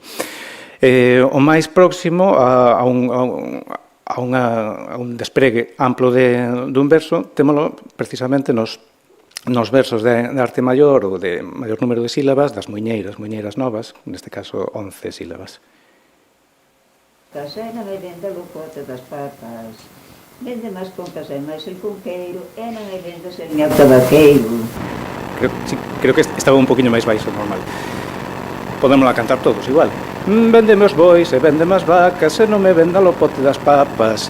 Tocamos desde o sol agudo ata o grave, algo que non é tan habitual noutro tipo de melodías de muiñeira bella, de jota, etc., octosílabas. É algo onde o marco poético da versificación pois influe no resultado musical. Ben, vexamos que é o que compartimos coas linguas románicas en canto á lingua e á poesía. O acento nas linguas románicas é principalmente de intensidade. Na fala, a sílaba acentuada recibe unha carga expiratoria maior a das demais sílabas. En canto á anisocronía acentual, o que queremos decir é que os acentos da fala non ocorren a intervalos iguais, regulares. Os versos da poesía en linguas románicas presentan un acento principal que se chama fixo ou versal, e que é o último do verso. Os versos dispoñen, ademais, de outros acentos variables, tamén chamados internos. O esquema rítmico é variable de verso a verso. Ben, esta descripción correspóndese co sistema de versificación silábica, que está baseado na regularidade do número de sílabas do verso ata o último acento. O número e distribución dos acentos internos son variables, non están sometidos á norma. Deste xeito, a falta de sincronía do acento textual e o acento musical no interior do verso é algo natural e esperable. Se temos en conta, ademais do dito sobre a poesía das linguas románicas, o feito de que as letras e as melodías son intercambiables. Unha melodía podese cantar con infinidade de letras distintas e viceversa. O único lugar que ha de chamar a nosa atención é o que corresponde ao acento versal. Se coincide cun acento rítmico ou musical ou non. É dicir, que se proxectamos no que é a prosodia da poesía cantada unhas expectativas de que os acentos todos correspondan no seu sitio, estamos baseándonos en expectativas falsas, que non son compartidas en xeral no ámbito románico e en especial para o galego. Ben, malia que a versificación silábica é a predominante en lingua galega, a tradición de Galicia presenta non poucos exemplos de outro tipo de versificación, a acentual, que a marxe duns poucos cantos infantís e de berce, comprende principalmente o xénero que Schubert e Santamarina denominan muiñeira nova, do que falarei máis adiante. Ben, entre todas as cuestións entre ritmo, acento e metro que Dorothée Schubert toca no cancioneiro popular galego, ela sintetiza estes achados froito do seu estudo no artigo Relación entre ritmo, acento e metro no canto tradicional galego, que originalmente publicou en alemán. Ben, de aquí destaco un par de cuestións, como que o acento da fala e o acento cantado son independentes o un do outro, coa excepción da última sílaba acentuada de cada verso. É dicir, remarca o que acabamos de ver. O acento musical e o prosódico poden coincidir, mas o acento musical pode tamén contradicir o acento natural da fala. Esta característica parece ser semellante a outras linguas románicas occidentais, agás o italiano. No caso da jota, comenta que o acento cantado pode non solamente ser independente do acento prosódico, senón tamén do forte acento dos instrumentos de acompañamento rítmico e do baile. O acento musical pode contradicir o da fala e máis do baile, mesmo cando estes dous coinciden. Imos ver un pequeno exemplo. Tedes aquí un verso, dividido en sílabas, coas súas sinalefas, etc. Podedes pensar no que vai ser a súa acentuación natural. E imos escoitar cantado este verso. Esta noite irá verte. Vemos que cumpre as nosas expectativas. Esta noite irá verte. Se agora o vemos na partitura, vemos unha cuestión rara, como que os compases teñen tres partes, ven sendo como un 3x8, E hai pares de corcheas que cruzan a barra do compás, que debía ser un lugar prohibido. Isto non se atravesa. Imos escoitalo de novo. Esta noite iré a verte, neniña, non teñas medo. Escoitamos outro acento en teñas medo, non ao comezo do que sería o compás, pero aínda non percibimos un 3, non percibimos un compás ternario. Ímolo percibir posteriormente, en canto continúe a melodía e, sobre todo, no refrán. Esta noite iré a verte, neniña, non teñas medo. Deixa a porta trancada cunha palla decente yo. Mira, Maruxiña, mira como eu veño, ai, con a borrachera que xa non me teño. Que xa non me teño como me hei de ter, ai, mira, Maruxiña, como eu hei facer. Ben, neste caso é un onde, independentemente de que esteamos tocando unha jota e que poderían non coincidir e serían nosas expectativas, neste caso sí coinciden. Esta noite irá, non sei se isto lo lemos e non é unha partitura que teña en conta que ao mellor os acentos non son os dos compases, pois estaríamos acentuando sin necesidade. É dicir, a acentuación moitas veces pois permítese agrupar as sílabas de dúas en dúas, de tres en tres, e poden convivir os distintos as distintas frecuencias de acentos sin ningún tipo de problema. Outro exemplo, xa máis ha caído para algunhas das homenaxeadas nas letras galegas deste ano, son as pandereteiras de Mens.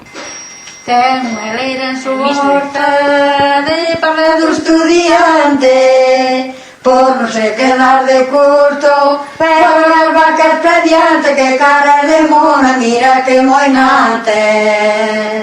Volvemos ter un compás ternario e vemos un lugar onde se atravesa o lugar prohibido, a barra de compás. Ten unha leira en su horta de parla do estudiante, de parla do estudiante. Quizás non é tanto que oíamos un acento en da, sino que non oímos en do, claramente, onde se seguimos o que son as regras do solfexo, do linguaxe musical, pois estaríamos como trastocando un poquinho que en realidade ocorre. Hai sutilezas. E neste caso, pois temos de novo en ritmo ternario, pero aquí temos a pandereta.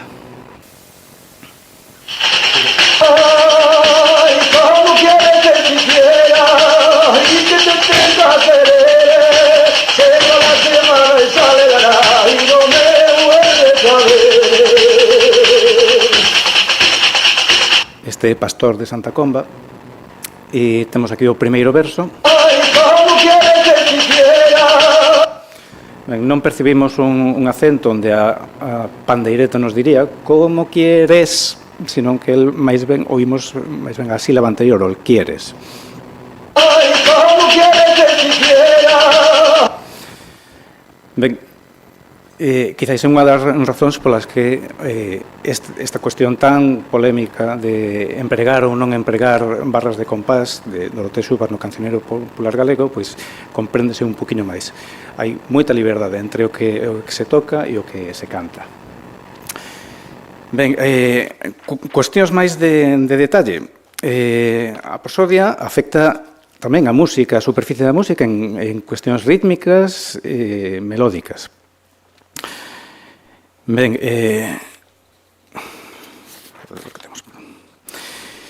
en xeral, as sílabas tónicas poden recibir unha duración maior que as que seguen ou preceden, en que en ocasións o efecto conséguese abreviando o son anterior ou posterior, sen alterar o da sílaba tónica. Por outro lado, observamos ás veces unha afinación levemente baixa de certas sílabas átonas e unha afinación máis alta das tónicas. Ás veces estas diferencias son notables e dan lugar a variantes propias que vemos nunha partitura reflexadas co valor rítmico que dura o dobre ou a mitade e a nota veciña, a nota de arriba ou a nota de baixo. O que quere dicir que nos detalles a unidade formada por verso e música resulta difícil de descompoñer en partes independentes. Pensamos que existe previamente porque a música é así, cando en realidade é un elemento influindo no outro. Recorro novamente ao Ribeira de Louzarela. Vai cantar. Porque está de primavera, a ferramenta gastada non pode labrar a terra. Aquí comeza cun verso en agudo, toca e repite esa nota máis aguda para despois baixar na última, na sílaba átona. Aquí a música, ese tititata das últimas 4 sílabas, reprodúcese nas 4 primeiras, pero aquí xa non cadra ben. O que sería, non pode, a sílaba D recibe unha duración maior. Pero isto é por paralelismo rítmico, musical, é dicir, o final reprodúcese antes nun lugar onde non lle corresponde. Interésame tamén as notas de arriba para que vexamos nas seguintes exemplos. Neste caso, pois, improvisa outra copla onde repite o primeiro verso e o repite exactamente coa mesma melodía e vemos que a sílaba do en ganado ten unha duración menor. Yo ganado na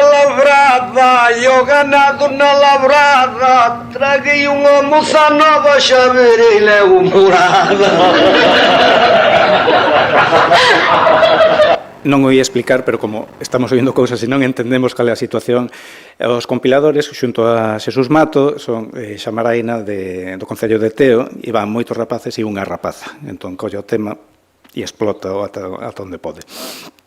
Ben, vemos de novo esa recitación sobre a nota máis aguda e no caso seguinte vemos como esa nota aguda flexiónase para baixar nunha das sílabas átonas, como neste caso en cousas. Eu destes cousas sei moito, tamén teño moita raza, correi un pouquín para baixo, non apertei a rapaza.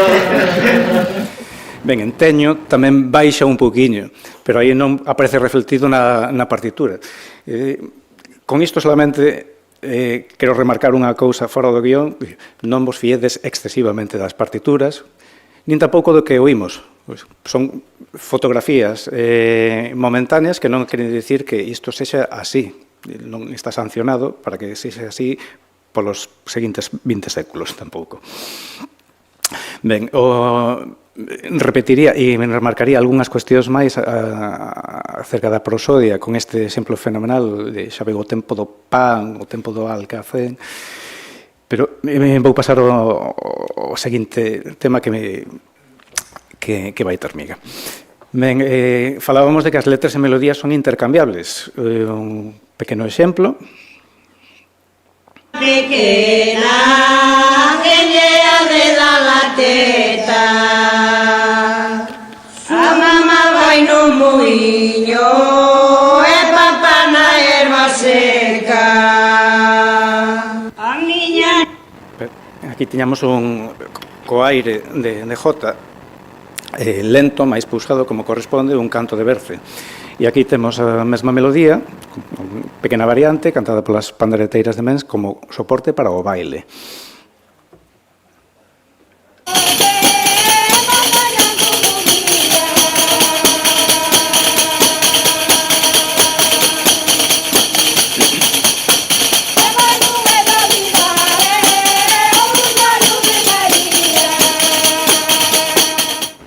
Ben, isto menciónse habitualmente como o intercambio libre de melodías e letras, pois é unha razón máis para que eses acentos internos pois poidan discordar cos da música. Pero iso mesmo pode pasar dentro dunha mesma estrofa. Temos unha copla, o primeiro verso e o segundo poden ter un esquema de acentos distinto do terceiro, sin ningún... Ben, pasamos a un tema importante que é o da versificación acentual e a muiñeira nova. Aquí esperamos acordo, armonía entre a prosodia, entre os acentos do texto e o acento musical. O sistema de versificación aquí crea o marco. O esquema de acentos das palabras determina directamente o ritmo. O ritmo non existe previamente, non ten esencia musical independente da lingua e das palabras. Ben, dentre as lista de múltiples características que teñan as muñeiras novas, destaquei para este momento estas que temos aquí. Na versificación acentual temos un número de sílabas totais variable, habitualmente entre 8 e 12, no que temos un número de sílabas tónicas fixo, que son 4, e o número de sílabas átonas é o que varía. Non solamente varía o número de sílabas, sino tamén a posición. Vanse colocando en certo lugar ou en certo outro para que as máis importantes caian no seu sitio e coincidan os acentos textuais e musicais. Imos ver este exemplo onde, ademais desta parte da estrofa, temos marcados os 4 acentos musicais e a conta de sílabas á dereita de cada pentagrama. Cantando nun suco e veu un sapo e veu un chucho, dixo a rana pa onde va sapo, dixo o sapo vou pa Castilla, dixo a rana que me traer, dixo o sapo unha mantilla, dixo a rana de que color, dixo o sapo de verde amor, dixo a rana e dirán. Xa está, pasamos. Ben, aquí non sei se me poderedes axudar, vou vos pedir axuda máis adiante, pero diría que lo de axudarme a cantar xentiña da miña aldea, ou polo menos a recitar. Nesta cántica de exemplo do cancioneiro gallego de Tornera e Baligái, pero remarco no exemplo anterior, temos versos de 8, 9, 10, 12 sílabas. Os acentos van cadrando na súa inmensa maioría no lugar que lle corresponde. E aquí temos versos de 11 e 9 sílabas, nada máis, menos variedade, pero diferencia tamén. Vou cantar, quen queira cantar comigo. Ai, Maruxiña, doutor Galladoiro, e a teu pai morreulle boi mouro, e tirarás tú polo carro, filla de cagallo, boi no arado. Ben, é o tema. Temos os 4 acentos, temos as sílabas e os versos de igual número de sílabas son especialmente bons para ver que é o que pasa, porque en versificación silábica diríamos que os acentos cadran en distinto lugar, pero cantamos exactamente igual, mentres que aquí este elemento fixo é o que nos permite ver e comprobar como varían a forma de musicalos, de ritmizalos. Ben, 9 sílabas. A teu pai morreulle o boi mouro e tirarás tú polo carro. Vemos como as sílabas acentuadas cadran en sitios distintos. Cal é a solución musical? Pois ben, proporcionar isócronamente a mesma duración as sílabas tónicas ao seu lugar e as outras colocalas no lugar que corresponde. Por exemplo, a teu pai morreulle o boi mouro.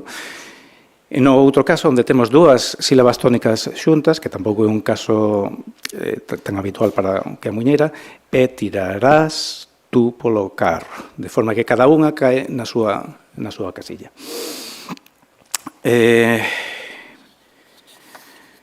Ben, operacións de acomodo das sílabas realizámolas todos instintivamente, despois de coñecer exemplos na cultura. Así, se ritmizamos o seguinte texto, que se recolle no Cancioneiro Popular Galegos en Música, aquí sí que me ides ter que axudar a ritmizar. Facedeo ben, que se non vos tens que explicalo. Vamos alá. Ai, en voz alta, vamos. Ai, miña mai, que me come un pollo, ai, miña mai, na crica do cono, ai, miña filla, dalle con allo, ai, miña filla, que mal de carallo. Demostración cumplida. Moi ben, moitísimas gracias. Se non se escoitou para a xente que estea no streaming, ímolo repetir. Ai, miña mai que me come un pollo, ai, miña mai na crica do cono, ai, miña filla dalle con allo, ai, miña filla que mal de carallo. Sí. Ben, en canto presente as investigacións, ben, esta cuestión de que se afirma no Cancioneiro Popular Galego, de que os 4 acentos que coinciden, estudámola Rosalía Rodríguez Vázquez, investigadora da Universidade de Vigo, filóloga de música, e máis eu, nun artigo que verá a luz en breve, que revela que as posicións acentuadas primeira e terceira en realidade son secundarias. Onde, malia ser frecuente o acomodo das sílabas para que concorden os acentos, non poucas veces, entre un 20 e un 30%, segundo o repertorio de muñeiras novas do cancioneiro popular galego, atopamos solucións discordantes. Resumo aquí, pois, o cuarto verso desta cántiga do cancioneiro popular galego, onde canta dúas veces o mesmo, e está transcrita dúas veces porque a segunda vez canta algo distinta á melodía, ou bastante distinta á melodía. E gracias a iso, e a que é algo distinto ao ritmo, vemos como nun caso temos "e a muller foi a buscar, deixou o liño sin mondar", mentres que a segunda vez que canta fai "e a muller foi a buscar, deixou o liño sin mondar".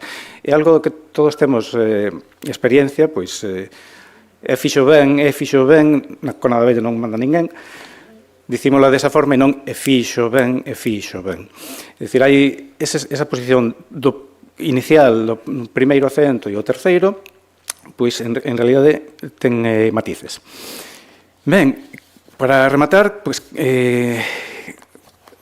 sempre ten unha cabeza pois cuestións abertas. Cada vez que un sabe algo máis, ábrense novas portas e ábrense novas dúbidas. En canto a cuestión da versificación acentual e a muñeira nova, quedan dúbidas sobre a orixe. Isabel Paraíso, experta en métrica e versificación, fala dos visigodos e do sustrato germánico. Suxire, ou que se pode ver nel, las raíces de alguna versificación concreta como la gallego-portuguesa popular, que parece moi aventurado e pouco acorde co que coñecemos da música. Domingo Blanco menciona as raíces medievais galego-portuguesas do pareado de arte maior en relación coa muiñeira. Mentres que Dorote Schubert fala da modernidade do metro e da música e as relacións coa música culta, que penso que é innegable dos séculos XVII e XVIII. É algo que habería que estudar porque a música non apunta a unha orixe moi arcaica. O estudo da versificación, os temas que se tratan e a relación con melodías de autor podería dar luz sobre o tema. Aquí, máis que sobre a orixe, que parece a cuestión de o ovo e a galiña, a orixe da muiñeira, estou falando máis ben da versificación acentual que atopamos na muiñeira. Por moito que teña a orixe da danza, non leva isto a necesidade de que sexa con versos acentuais. Ben, as letras de Muñeira Nova son, sen excepción, en galego. No cancioneiro popular galego suxírese que pode ser porque cántanse moi rápido e o galego ten máis vocais que o castelán. Isto para casos como o mar ou el mar, a terra, la tierra, é comprensible, pero sílabas como ou en ouro en lugar de oro ou deixou en lugar de dejou, é dicir, depende de onde están esas sílabas, se forman parte de diptongos ou se é por eliminación dunha consonante, onde teríamos que ver. De todos modos, o avanzado antes, penso que as investigacións igual irían máis pola cuestión da estudo da versificación e a posible orixe desa versificación acentual. En Dorote Schubert, no volume dedicado a Florencio, o Cego dos Vilares, comenta a falar dos romances tradicionais, que o feito dos xudeus levaren con eles os romances antes de seren expulsados de España, quere dicir que o Gerinaldo, o romance de Gerinaldo, probablemente xa se cantase nas montañas de Lugo hai máis de 600 anos. Xa no seu momento o ler historia social da lingua galega de Enrique Monteagudo, xurdíame a dúbida sobre o bilingüismo, a capacidade do coñecemento do castelán, pero ben, o feito de que o Gerineldo se cantase xa nesas datas na península non quere dicir que chegase e fose adoptado inmediatamente en Galicia.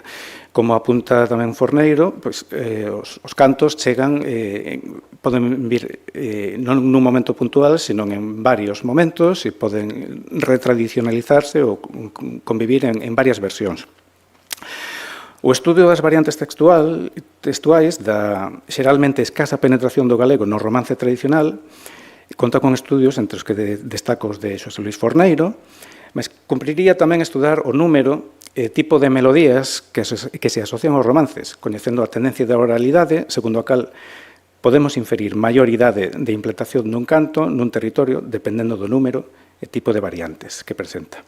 Ben, vou cortar do final, ainda que a seguidilla, polo caso que vos comentei antes, a escasa implantación en galego, mesmo as que aparecen en galego parecen traducidas do castelán, e dar súa relación coa Jota. Ben, temos por unha banda estudos xa realizados sobre estas cuestións, que penso que non son suficientemente coñecidos. O estudo e coñecemento da métrica e versificación en relación coa música tradicional é, en xeral, moi reducido, cando non inexistente. Os estudos interdisciplinares continúan a ser a excepción. Investigadores que teñan en conta simultaneamente a música culta e música popular sen separala apenas se ven. Precisaríamos tamén cruzar todos os datos de que disponemos con investigacións sociolóxicas, antropolóxicas e históricas para avanzar e sabermos máis sobre cuestións que, na miña opinión, son fundamentais sobre a letra e a música, sobre a cultura galega en xeral e sobre ese saber basear as novas prácticas que agroman e que han de agromar. Moitas gracias pola vosa atención.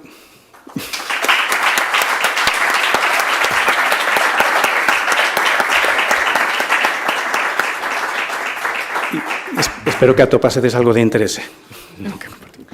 Moi ben, pois agora creo que imos facer a pausa antes da mesa redonda, pero antes da pausa eu creo que podemos uns minutiños, quizá Xulia pode subir a mesa para que o mellor se formule así algunha pregunta ou algún comentario fío de ambas conferencias, non? A min gustaríame tirar un pouco do fío que houbo común nas dúas de referencia a temporalidade, non? Ambos aludistes de algún xeito a que a música tradicional abre unha forma de temporalidade diferente, non? No caso de Xulia, bueno, en contraste con esa linealidade da temporalidade na modernidade, tamén con esa recuperación espectral co pasado. Bueno, non sei, creo que é un aspecto realmente moi filosófico, moi interesante. Gustaríame unha reflexión así de cada un de vos sobre en que medida afecta a temporalidade e como nas prácticas actuais o mellor eso tamén ten un potencial. Si, eu atopo na práctica da música do baile efectivamente unha fenda na percepción liñal da temporalidade, ben en sentido estricto, non hai pasar das horas cando un está bailando e cando un está cantando. Só hai que ver a xente bailando na Fonsagrada, non? Da igual que pasen coches, da igual pase o que pase, un está metido nesa experiencia e o tempo non pasa. Pero sí que hai outra experiencia un pouco máis filosófica, un pouco máis antropolóxica de concepción circular da vida e do paso do tempo. E creo que isto ten un potencial enorme en como nos proxectamos como comunidade ou como cultura o futuro. Aí atrás estiven, nos meses de febreiro e de marzo, estiven facendo traballo de campo en Compostela e estiven asistindo a aulas de pandeireta e de baile na Xentalla do Pichel. Eu, cando estábamos ali na clase de pandeireta, había que repetir moitas veces un mesmo verso, porque bueno, había xente que estudaba, como todo, non? Xente que estuda na casa, xente que non, xente que ten máis facilidade na oralidade, xente que menos. E había clases que nos pasábamos toda a hora co mesmo verso, pero entrábamos como nun bucle espazo-temporal no que iso non acontecía. O importante era estar facendo iso todas xuntas á vez. E iso ten unha potencia increíble, non? Para tecer comunidade, para imaginarnos unhas coas outras, para os coidados tamén. Creo que unha particularidade que teñen as prácticas performativas, patrimoniais ou non, pero en concreto a nosa, es que sí que é, que hai que exprimir o máximo, non? E que hai que reparar nelas tamén. Igual solamente remarcaría parte do que foi a presentación de Xulia tamén, esa cuestión da memoria, onde sabemos que os olores afectan directamente o noso cerebro sin pasar pola nosa razón.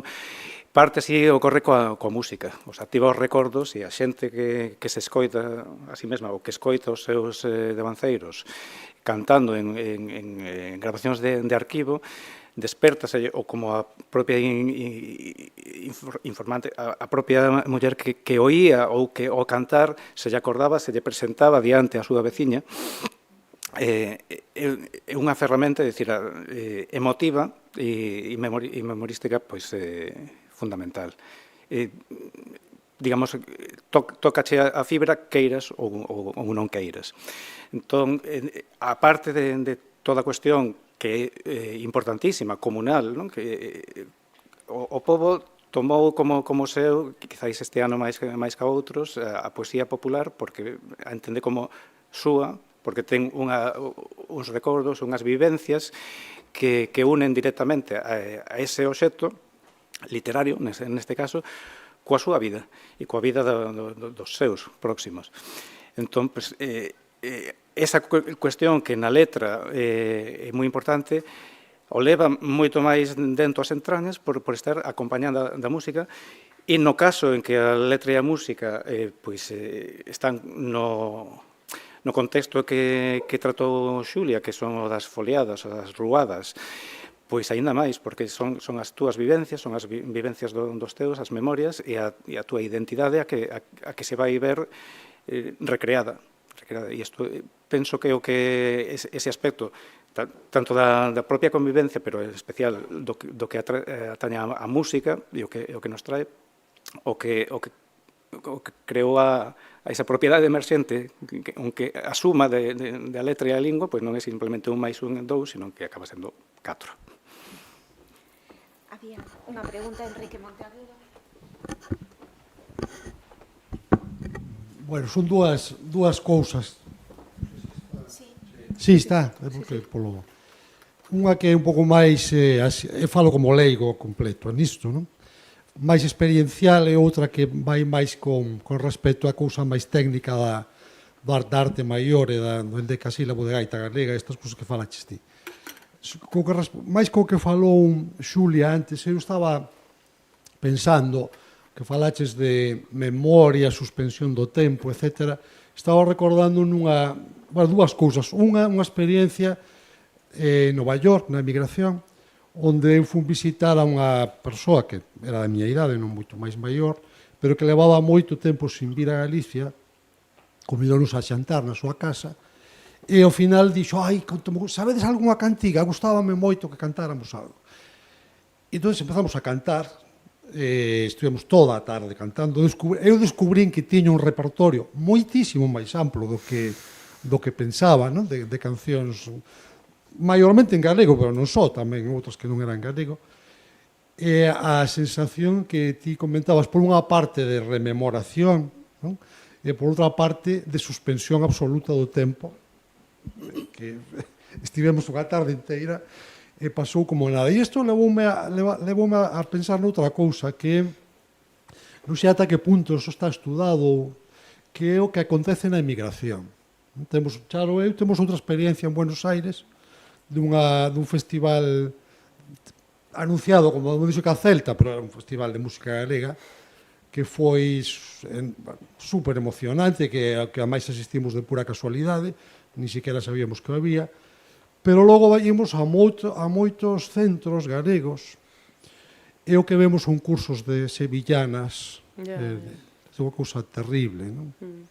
Entón, non sei se ti como antropóloga, se está estudado algo desto, non? De que está pasando con a nosa tradición na emigración. E logo outra, isto é unha reflexión, e outra sobre o que eu chamo endecasílabo de gaita galega, porque así se chama nos estudos que fago eu, sobre a orixe do verso da arte maior. Como sabes, hai esa dúbida sobre a arte maior, tal como se entende originariamente, que non é o verso de máis de 8 sílabas, senón o verso que ten unha estrutura acentual máis ou menos ríxida, que coincide basicamente coa muiñeira, coa estrutura da muiñeira,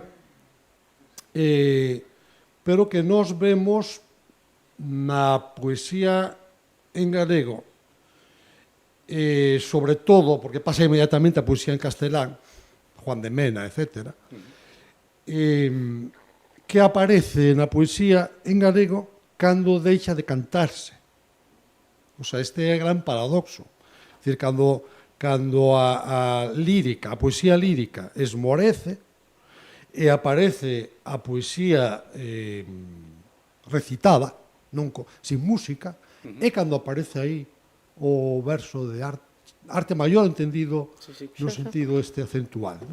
Entón, non sei se isto ten sido suficientemente tido en consideración cando se fala da orixe dese tipo de composición. Moitas grazas. Foi moi boas as dúas intervencións, super suxerentes. Pois, grazas, Enrique, pola pregunta. Eu non teño estudado, non me teño detido moito no que acontece nos centros galegos, pero sí que teño experienciado en centros galegos iso que vos, Charo, vivistes. Porque estive dando un curso de percusión no Centro Galego de Gasteiz, e como agora estou a facer o doutoramento en Valladolid, pois de cando en vez arrímome pola Casa de Galicia, non? E o que sí que percibo eu é que igual temos na cabeza dúas definicións diferentes do que é a música e o baile tradicional. Creo que nos centros galegos hai aínda unha percepción un tanto folclorizada, como algo estático, que pertence ao pasado, e máis, apetécelles que sexa estático, porque é a súa ancoraxe coa terra. Entón, se iso evoluciona, ostras, o meu universo imaginado da Galiza na lonxanía esfarélase, non? Entón, isto provoca que, claro, que se queden en formas moi concretas e que iso sexa sustituíble, pois, polo karaoke, as sevillanas, non? Que é algo que chama moito a atención. Pero o certo que eu non teño reparado, e así nesa clave tampouco coñezo ninguén que estea investigando nesa dirección. Ben, sobre o aspecto que comentas, por suposto, hai que estudar. É un aspecto que aínda non puiden tocar, que me interesa e que vin e lin. Estimo que ao mesmo tempo que temos datos de que se empeza a recitar, igual iso non quere dicir que se deixou de cantar, senón que temos datos de que algo apareceu, ainda que non sabemos, sobre todo, si... Claro, aquí estamos falando de momentos onde o culto e o popular non se separan tanto. Ata que punto eses versos dos que temos constancia, pois coñecíanse solamente no ámbito culto, como se transmitía, si iso se transmitía de boca en boca, pero certo é que a cuestión de que se recite e se deixa de cantar sería agora mesmo unha paradoxa. Non sería o máis esperable. E se a relación entre ese verso de gaita gallega, que algo que iba a comentar pero que finalmente quedou fora, que se tratan como esos versos de gaita gallega ou de casílabos de gaita gallega para os que son de un poquinho máis fixos. A propia relación co baile, pois habería que cuestionala tamén, especialmente porque todas estas muiñeiras que se cantan son as que non se bailan. As muiñeiras que se cantan son as muiñeiras vellas, os octosílabos, esas son as que son soporte para o baile. Estas cántigas rápidas de escarnio, obscenas, son máis ben de sobremesa, as verdes, por dicirlo así, da forma que... Entón, toda esa, a parte da métrica, da versificación, é a cuestión do tema. Son exclusivamente en galego, pois é algo rechamante, e o que distintos estudiosos que cada un de nós estudia o seu apartado, un solamente a letra, outro solamente a música, etc., etc., un solamente o popular, outro solamente o culto, pois xuntando os datos que teñamos do medieval, pois igual nos axuda a reconstruir un poquinho mellor o quebracabezas que a día de hoxe temos. Penso eu. Por recoller un...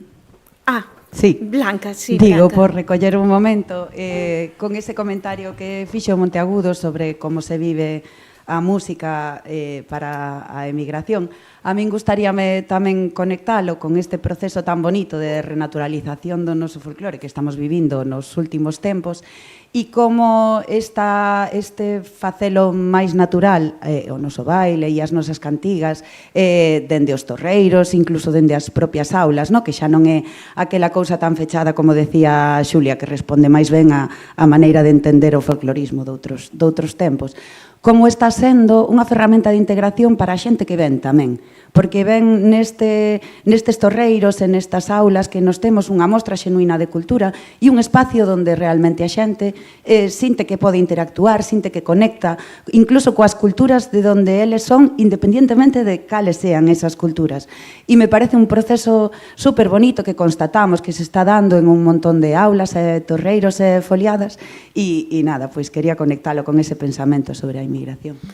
Pois sí, é super pertinente ese comentario, Branca, porque penso que vai ser moi pertinente falalo tamén na mesa, porque alén dos eixos que nos temos na cabeza sobre xénero e clase, a maravilla do noso patrimonio material é que é super interseccional, é dicir, é acolledor en todos os sentidos, é moi amable para a xente que ven de fora e tamén para de dentro, e creo que xera un esteario de intercomunicación transterritorial que é maravilloso.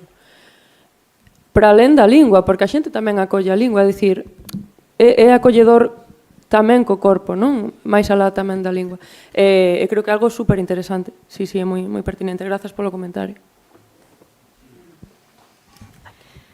Moi ben, algo máis? Bueno, imos facer a pausa, café, seguimos coa mesa e poderemos seguir co debate, o remate da mesa. Ben, moi ben, grazas. Pois igualmente. A miña, súa, como sempre.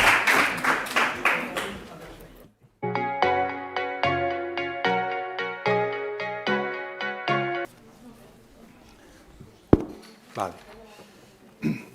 Eu tiña tamén unhas palabras para empezar antes de dar a palabra aos compañeiros de mesa, pero andamos un pouco mal de tempo, entón vou saltalas. Se ao final hai algo de tempo, pois bueno, pois falo, vale.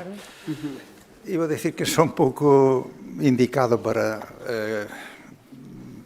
moderar unha mesa que fala de tradición desde o xénero e a clase social, porque aínda que me levou moito tempo a xutarlle a Dorothée Schubert a organizar as letras dos cancioneiros, pois hai bastante tempo que estou un pouco fora deste traballo. A única incursión que fixen neste campo foi unha colaboración para un libro de Pejerto Saavedra, homenaxe a Pejerto Saavedra, que levaba por título O cancioneiro da sotana, que xa imaginan de que vai, non? Que máis ou menos copiei o título dun cancioneiriño que fixera moitos anos antes don Armando Cortarelo Olledor, O cancioneiro da agulla, que tamén imagino que saben de que vai. É ben sabido que o cancioneiro reflite moi ben os motivos da vida cotiá, especialmente dos labregos. No ano 37, dous filólogos alemáns, un chamado Fritz Krieger e outro Walter Evelyn, mestre e discípulo, publicaron nunha revista filolóxica de Hamburgo un artigo que titularon A vida rural como motivo das cantigas populares galegas. E baseábanse principalmente en cantigas recollidas por eles no oriente de Lugo. Os autores citan a Murguía e concordan con el en que non hai case ningunha rama da vida humana que non atope algunha expresión na cantiga popular. Pero só despasadas se refiren a estes temas concretos do xénero e da clase social. Tampouco Cabanillas, na antífona da cantiga do ano 51, o artigo de Krieger é do 37, este é do 51, repasa os temas do cantigueiro, pero tampouco non presta atención a este asunto. Non sei se hai algún traballo sobre este aspecto.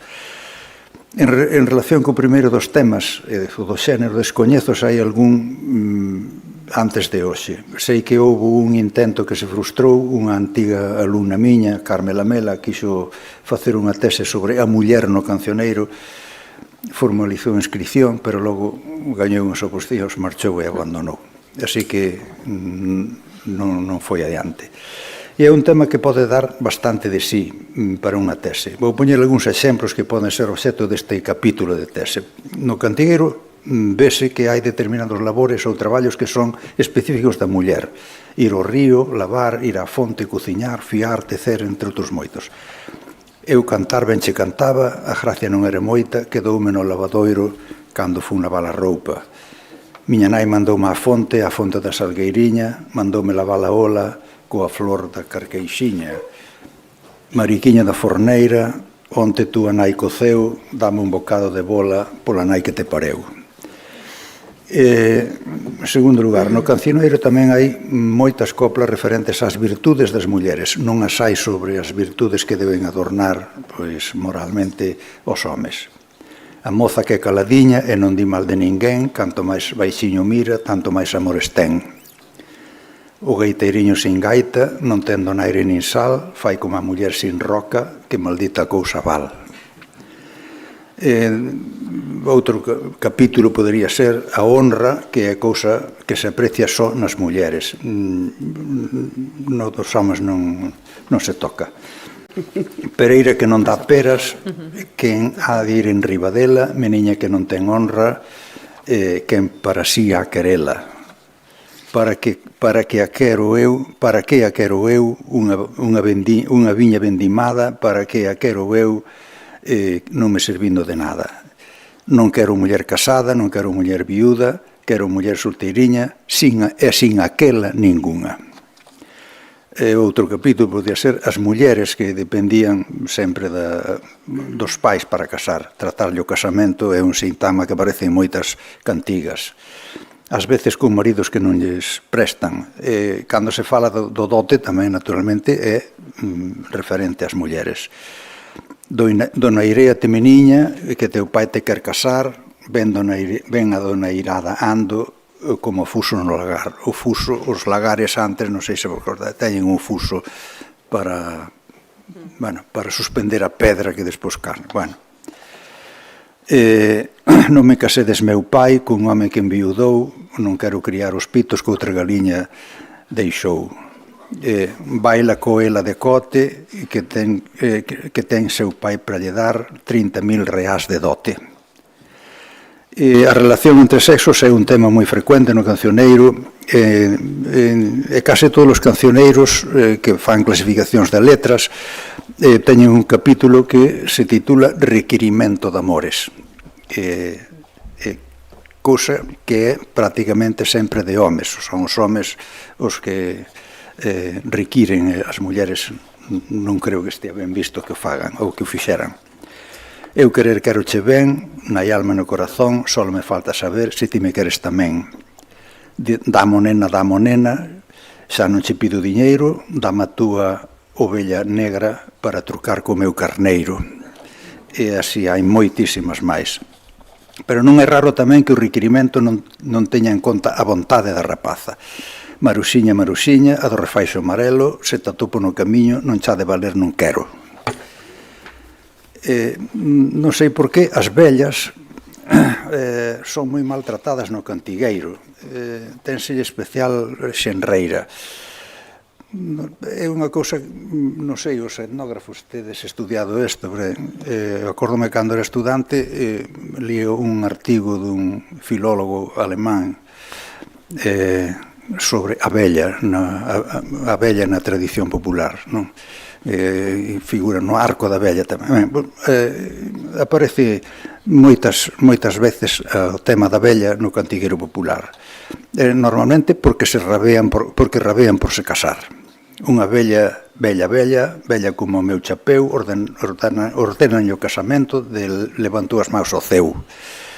Unha vella moito vella nun corral de Zaragoza, botaron os bois no prado, de vella volveuse moza. E con frecuencia se presenta a vella como rixosa, como esa copla que acaba de mencionar tamén. Unha vella moito vella, bueno, xa está. Os vellos tamén son protagonistas, pero moito menos. Normalmente son por escarnio, porque non cumpren cando se casan. Eu caseime cun vello por dicir que tiña home, vállate xuncra lo vello, nin sequera a cama sobe. Ben, e outro aspecto desta mesa redonda é o social, e é un concepto un pouco vago, que non sei se algún dos participantes o vai tratar así como vexo eu. Eu interpretei no mesmo sentido que interpretou Xesús Alonso Montero no ano 69, cando publicou un libriño de 358 cantigas na colección do Moucho, que titulou Cantigas Sociales. E outro libro tamén de Xesús, Poesía e Sociedade no Cancioneiro Popular Galego, 16 leccións, foi publicado este ano por Galaxia, e trata máis ou menos do mesmo, un pouco ampliado. Pois ben, tamén neste sentido, no noso cancioneiro hai bastantes cantigas que refliten a situación económica e social na que se topaban os nosos campesiños. Tamén o seu status e os conflitos. Non hai que lembrar que o noso cantigueiro popular, antes de ser o que é hoxe, pertencía principalmente á esfera dos labregos, menos a dos mariñeiros. E dentro desta clase había estratos diferentes. Eu lembro como era a composición da aldea onde eu nacín, hai máis de 80 anos, a beira de casas que tiñan 4 vacas na corte, 2 medas na eira, polo San Roque, 3 ou 4 porcos no cortello e outros índices de benestar máis ou menos semellantes. Ao lado destes había tamén casas fidalgas onde os donos tiñan don. Na miña aldea había labregos que tiñan, se chamaban de don, cobraban rentas. E por outro lado tamén había bodegueiros ou celeireiros que non tiñan nin carro nin vacas e apenas algún horto para pôr unhas berzas. Daquela ainda había criados en moitas casas, non só na casa do cura. Na miña houve un criado, non porque a miña casa fora rica, senón porque un parente distante de meu avó tivera moitos fillos, non tiña con que criálos e mandou un para a miña casa, pois para que o mantivesen, o vestisen e lle puxesen algo de escola. Naturalmente non había salario para eles, daríanlle meu avó algún diñeiro para que fose á festa. Pois ben, tamén neste sentido hai temas, por exemplo, a pobreza é bastante xeral e todo isto deixase ver en moitas cantigas que ainda cantamos hoxe, Miña nai como é tan pobre, que todos sabedes. A falta de recursos explica tamén o fenómeno da emigración. Os meus 4 avós foron emigrantes. Tiven varios avós, tíos avós que morreron na emigración. E sobre isto tamén hai moitas cantigas no cantigueiro. A de Os ríos, a de Fontes, que tamén todos sabedes, e que glosou Rosalía. Consecuencia destas escasezas son tamén as migracións estacionarias, como foi, por exemplo, as migracións a Castela.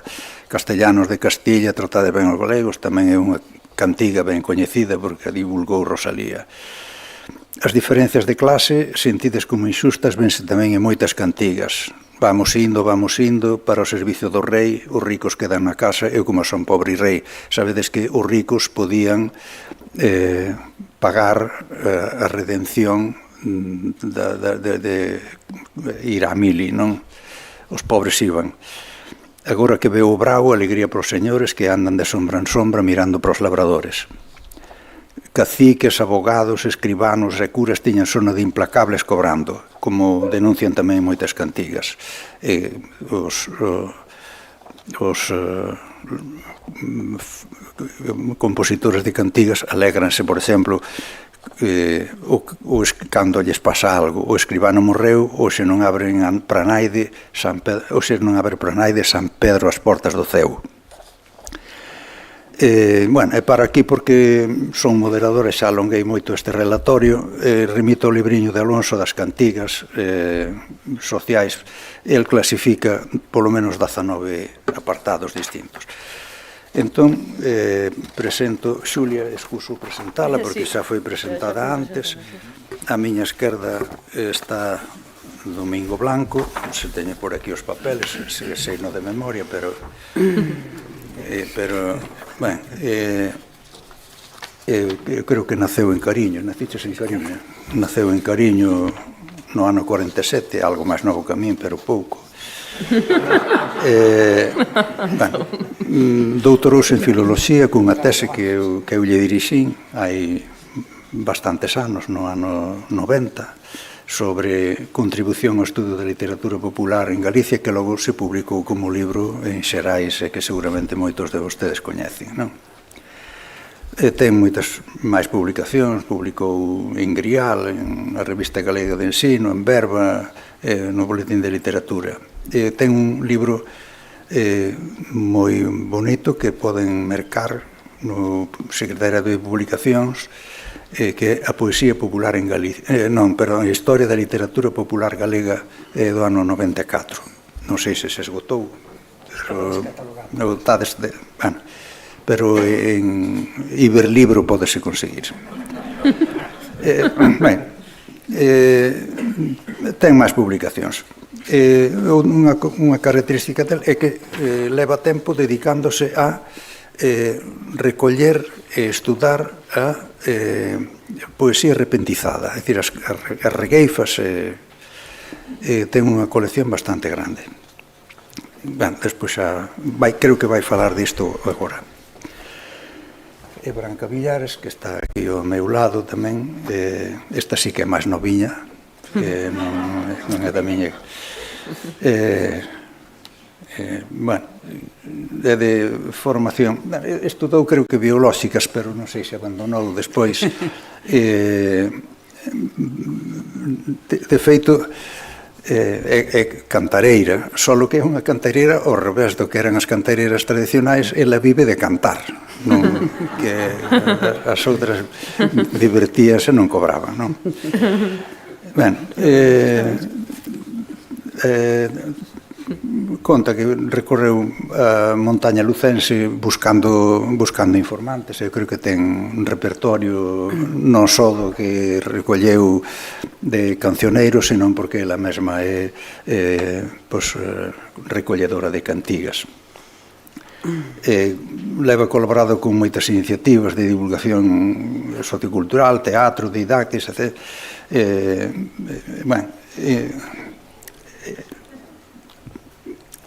Entón, entende que as pandeireteras son cultura viva, capaces de enriquecer todas as expresións musicais, empezando pola propia. E para iso segue aprendendo, según ela di, a diario. Fixo parte de eudemónicas e imparte aulas de canto tradicional e de pandeireta, pandeiro e pandeireta, e así como de iniciativas de iniciación musical para o alumnado novo en diferentes escolas colectivos. Entón, non sei por que orden imos, vamos a empezar por Domingo, que nos vai falar de xerarquía de idade. Xerarquía de idade, exacto. Entón, paso o micro a Domingo. Bueno, gracias, Antón, polas palabras que ainda non me pareza 100% son cariñosas.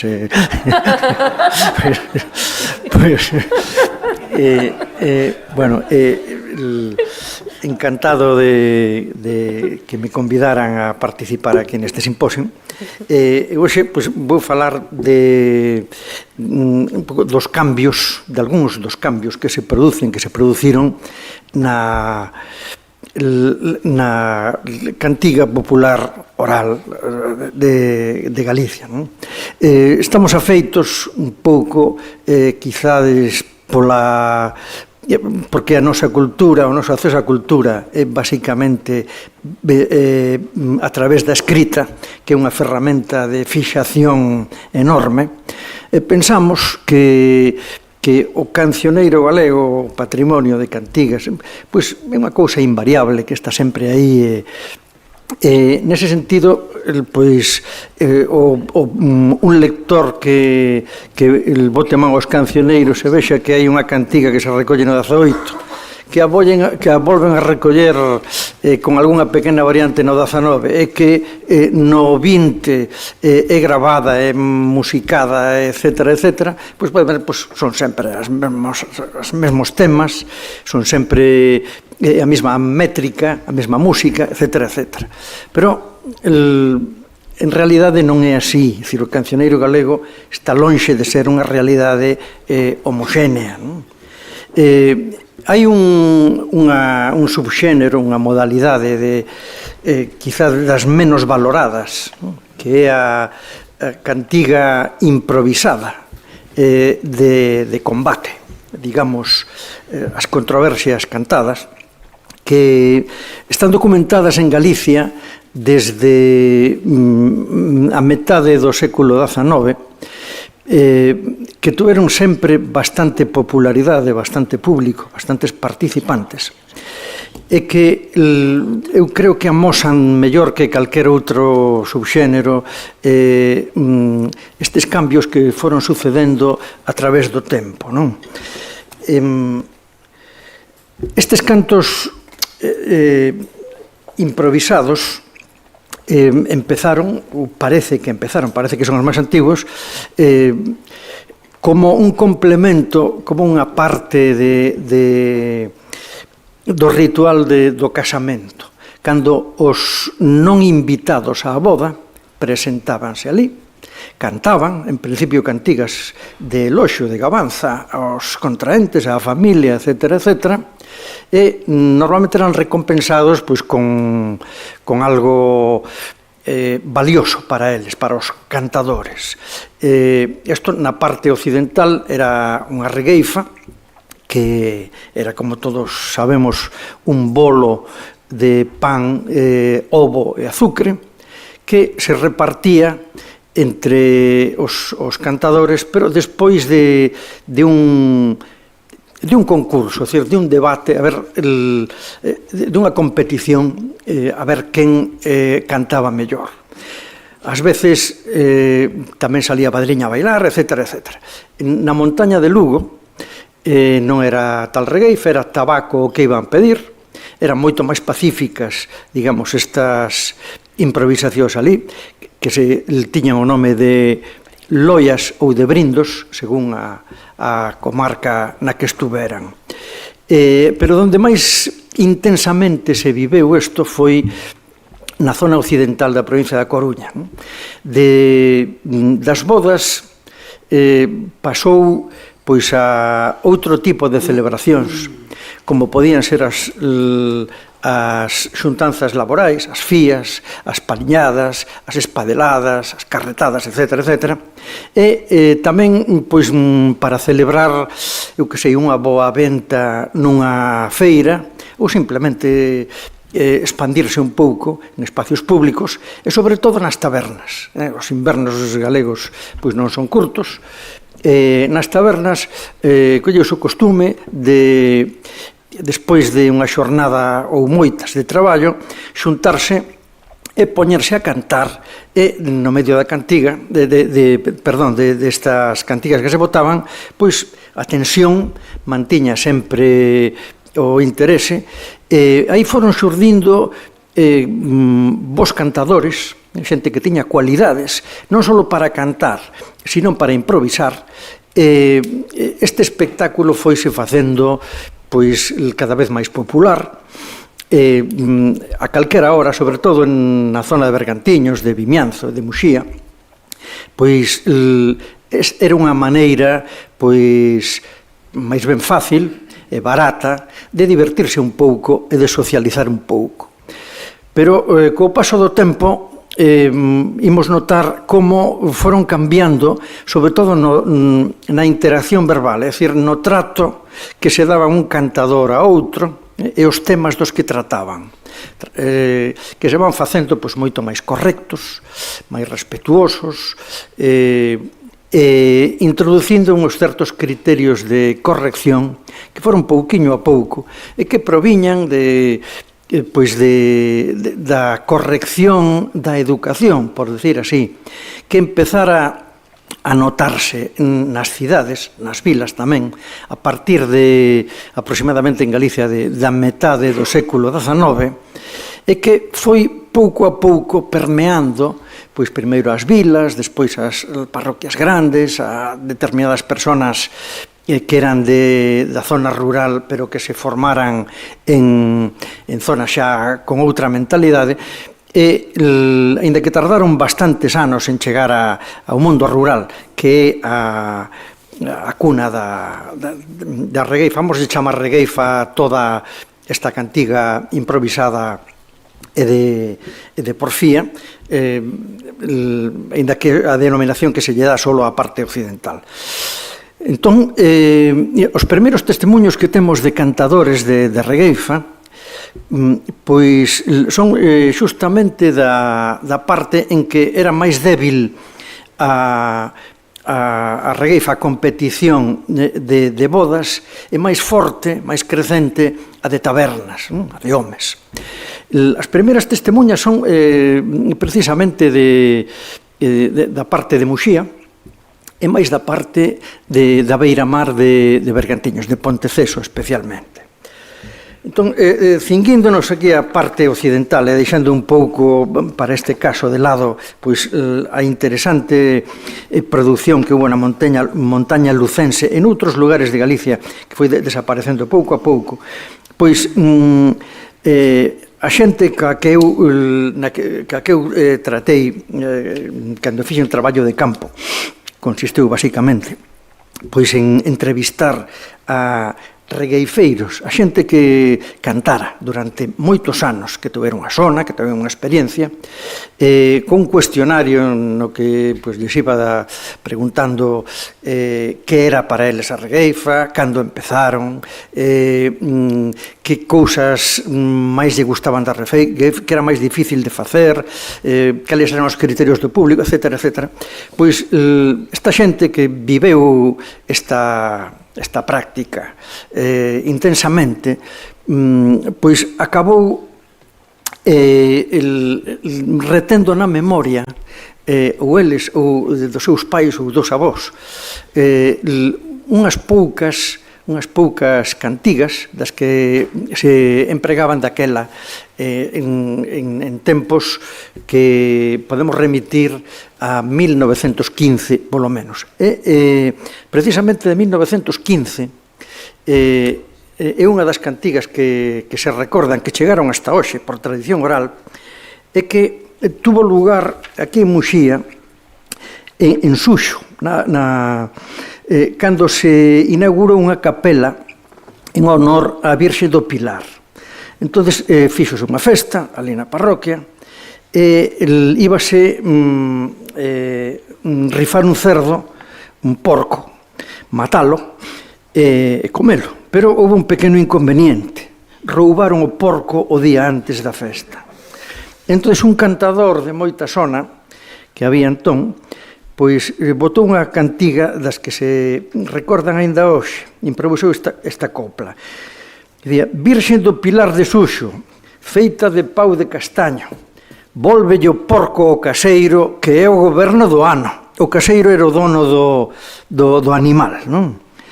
Isto, moita xente de Muxía conoce aínda hoxe, acórdase desta cantiga, non? Un par de anos despois, cando botaron un barco aí no porto, tamén se fixo unha festa, e competían, houve tamén unha regueifa. A regueifa vai sempre asociada á celebración, á festa, algo de solemnidade, algo de humor, de diversión, etc. Un dos coñecidos, dos regueifeiros conocidos, que era o Torto de Prado, de Mor Quintián, e máis Catela das Canelas, que era tamén de Añobre, botoulle o Torto esta, que di: ti non te acordas, Catela, daquela noite de Brán, ti contabas as estrelas e eu as areas do chan. Que en realidade é unha bella cantiga tradicional que se recolle xa en 1869 e que se recolle tamén nos cancioneiros portugueses, e que adáptase, sendo unha cantiga tradicional, adáptase a un contexto de confrontación, como sucede con moitísimas destas porfías, nas que o que tiña no repertorio coñecemento de algunha cantiga que viña a pelo do que se estaba aí a discutir, votaba inmediatamente. E que nos fala da relación inseparable das cantigas populares galegas, tanto no proceso de creación como de memorización e de transmisión.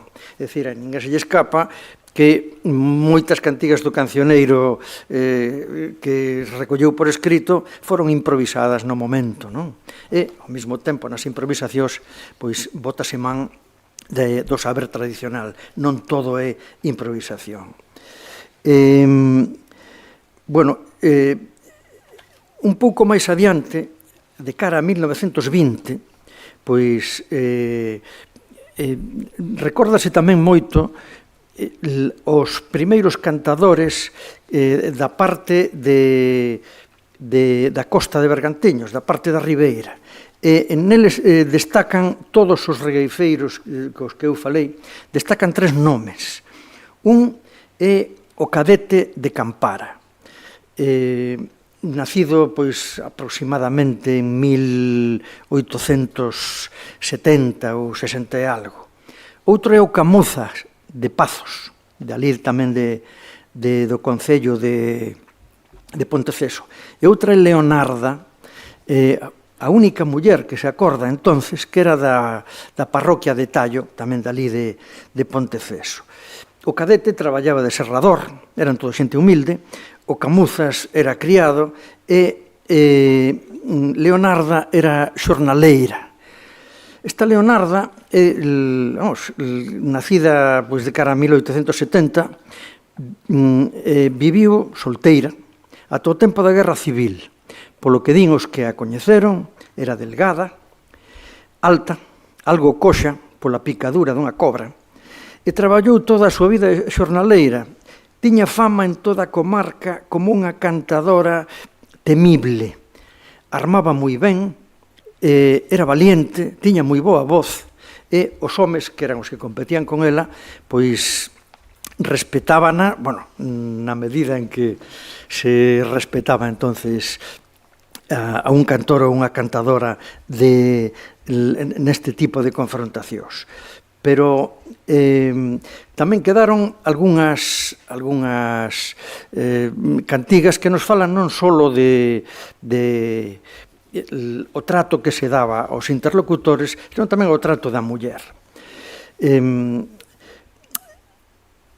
Esta muller, nunha daquelas disputas, en concreto, nunha fiada que se fixo en Vilaseca, alá pola parte de Borneiro, un cantador que lle chamaban o Paiolo, tamén daquela época, cantoulle. Dixe, aí ven Leonarda de Tallo, parece espiga da fin, batán que tanto batea é unha miña vida o vin. Hace unha alusión sexual, claro. E ela respondeulle, dice, tamén o papel é blanco, mentras non manchan de tinta. O que che poido decir é que teño a cara limpa. Pero o Paiolo non calou. E dixo, ti te la cariña limpa porque aínda os homes son vos. Deixan a cota no arado, sementan polos arroz. Este diálogo, que é unha perífrasis moi clara, non? Que describe en clave metafórica os comportamentos sexuais xenerosos os dos homes e mal vistos os delas, quedou pois na mente colectiva non só de se cantaban, senón de aquel numeroso público. Outro exemplo tamén desta muller que foi moi lembrada moitos anos despois, ten que ver pois con unha ocasión en que ela estaba collendo na erva, xa era maior, estaba collendo na erva acompañada dunha cadela que tiña ali, e pasaron ali uns cantadores destes, moitos cantadores que había, que non teñan fama, pero sí que teñan afición, e botaronlle unha copla pois malintencionada, claro, e decía, aí están as vellas de Tallo, collendo a erva ca man, como non atopar un home, de amigo teñen o can. A resposta dela foi tan atrevida como ingeniosa. E dixo, non che can, que che cadela, mira que te engañas ben, fáltalle un como o teu, que como o meu xa o ten. Bueno, isto sucedía de cara a 1920 aproximadamente, non? Bueno, un dos que despois foron famosos regueifeiros da parte de Bergantiños, Calviño, que tiña unha gran tradición familiar de recordos e de afición a este tipo de actividade, dixo nunha entrevista, falando do Cadete, máis de Leonarda, di así, dis que era moi bon o Cadete, eu xa non o conocín, contaba meu abuelo as coplas del. Entonces, nunha desas que houve na bugalleira, o cadete alabábase, a regueifa, di Calviño, a maioría das cousas que se din son mentiras, ben cadradas, pero mentiras, que verdade é imposible decir tantas. Nestes dixo Leonardo acusaba o el de mentireiro, e ela de trasnoitador, el de trasnoitadora, ela. Decíalle, vei jantos demos, cadete, que tan mentireiro és, que pasei por Figueiroa e hasta jaliñas non tes. El contestoulle, si vas pola miña casa, pasarás polo herbeiro. Non veñas tarde e sin hora que vayan no capoeiro. É dicir, que estuveran dormindo xa, que ela viña demasiado tarde para ser unha muller. Bueno, a cousa continua aí, en esta mesma regueifa, ela que se enfadou, díxolle esta ao cadete, decía, cando paso pa Ribeira, paso sempre por Niñóns, cas amarrallas do pelo eiche de atar os collóns. E contestoulle el, que tampouco calou, fun a Ribeira pescar, pesquei unha lapa crúa, aseina con toxos verdes, así chei de sal a túa. Di Calviño, comenta, daquela decían as bravas, non reparaban, rapaces nese sitio xa non os sabía, os rapaces xa non os deixaban ir a elas. Bueno, dá un pouco o tono do que era aquel ambiente, o trato de uns e outros, etc. Estas modificacións, esta boa educación, esta corrección crecente que foi permeando das cidades ao entorno rural, pois foi pouco a pouco calando na mentalidade, nos gustos da xente da regueifa, etc. Efectivamente, estas competicións verbais e cantadas empezaron a ter un éxito crecente. Parecía un desperdicio que estas cousas tan divertidas deran solo nas tabernas. Entón, houve unha persoa, un regueifeiro sin estudios, sin máis ferramentas que a súa intelixencia natural, o seu don de xentes, a súa capacidade impresionante para improvisar, que se foi dando conta de que esa demanda crecente deste tipo de actividade había que aproveitala. Primeiro, había que depurala, é dicir, quitar dela... Canto me queda? Pouco. Bueno. Quitar dela de todos os aspectos máis groseiros, máis chabacanos, máis ofensivos, por decir así. E por outra, pois, había xente con moito talento que merecían ser coñecidos por todos, que era o que se pedía, non? Efectivamente, foi seleccionando os mellores cantadores que el conocía, se non sabía na parroquia íbamos buscar ali, e foi organizando pouco a pouco unha infraestructura para que grupos de regueifeiros foran cantando nas parroquias. Había moita demanda desta actividade aquí e alá, e co tempo, a partir dos anos 40, pois foron digamos, convertíndose, foron escoitados por miles e milleiros de xente, sempre no rural. Esta xente foron verdadeiros iconos, non? Xente que os vían pola calle, saludábanos, etc. Convertíronse nun espectáculo de masas. Entón, este home blanco de Muiño Seco foi o que realmente deu a tónica, foi o que deu as pautas para esta nova regueifa que tuvo un éxito enorme.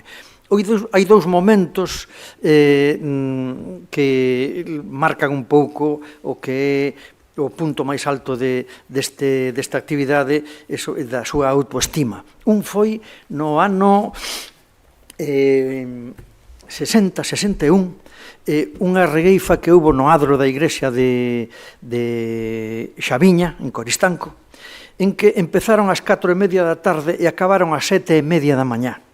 A xente non se lles iba, Entón, estaban ali xente interesada, con nenos incluso, sentáronse así no campo, e veña, vamos, é unha proba, digamos, do gosto no aprecio en que se lle tiña e que realmente marca un pouco o que era un éxito pleno desta actividade popular, plenamente rural. O outro, e con isto xa termino, pois deuse en Carballo cando inauguraron, non era frecuente que houbera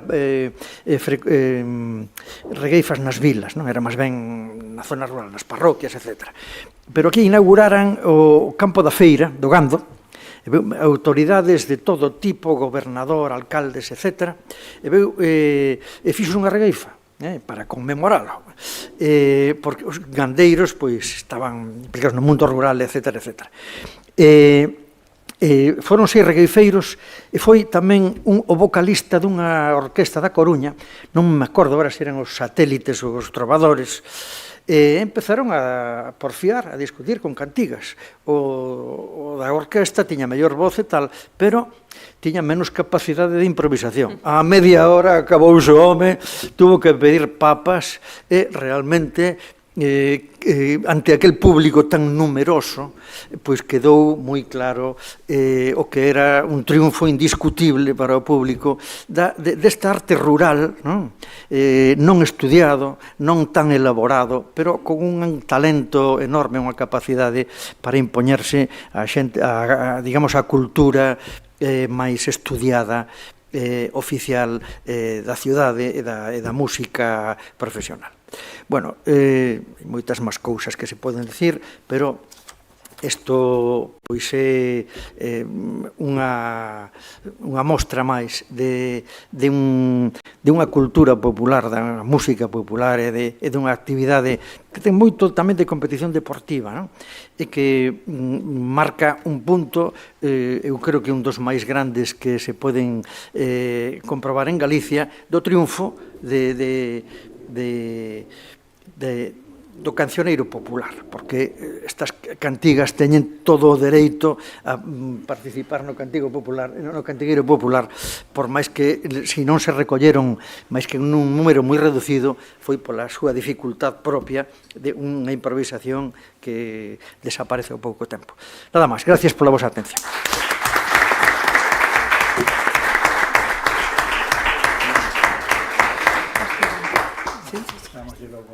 Sí. Veña, moitas gracias. Pois, nada, que cando me convidaron a participar neste simposio sobre as cantareiras e ademais coa temática de xénero e clase, pensei que o máis honesto sería poñer en valor o traballo de discusión que hai 7 anos arrinquei coas cantadoras luguesas e que aínda segue. Así que dese traballo traigovos unhas pinceladas. Máis de 100 mulleres tocadoras, das que facemos da pandeira a nosa militancia sociocultural e tamén círculos de coidados arredor dela.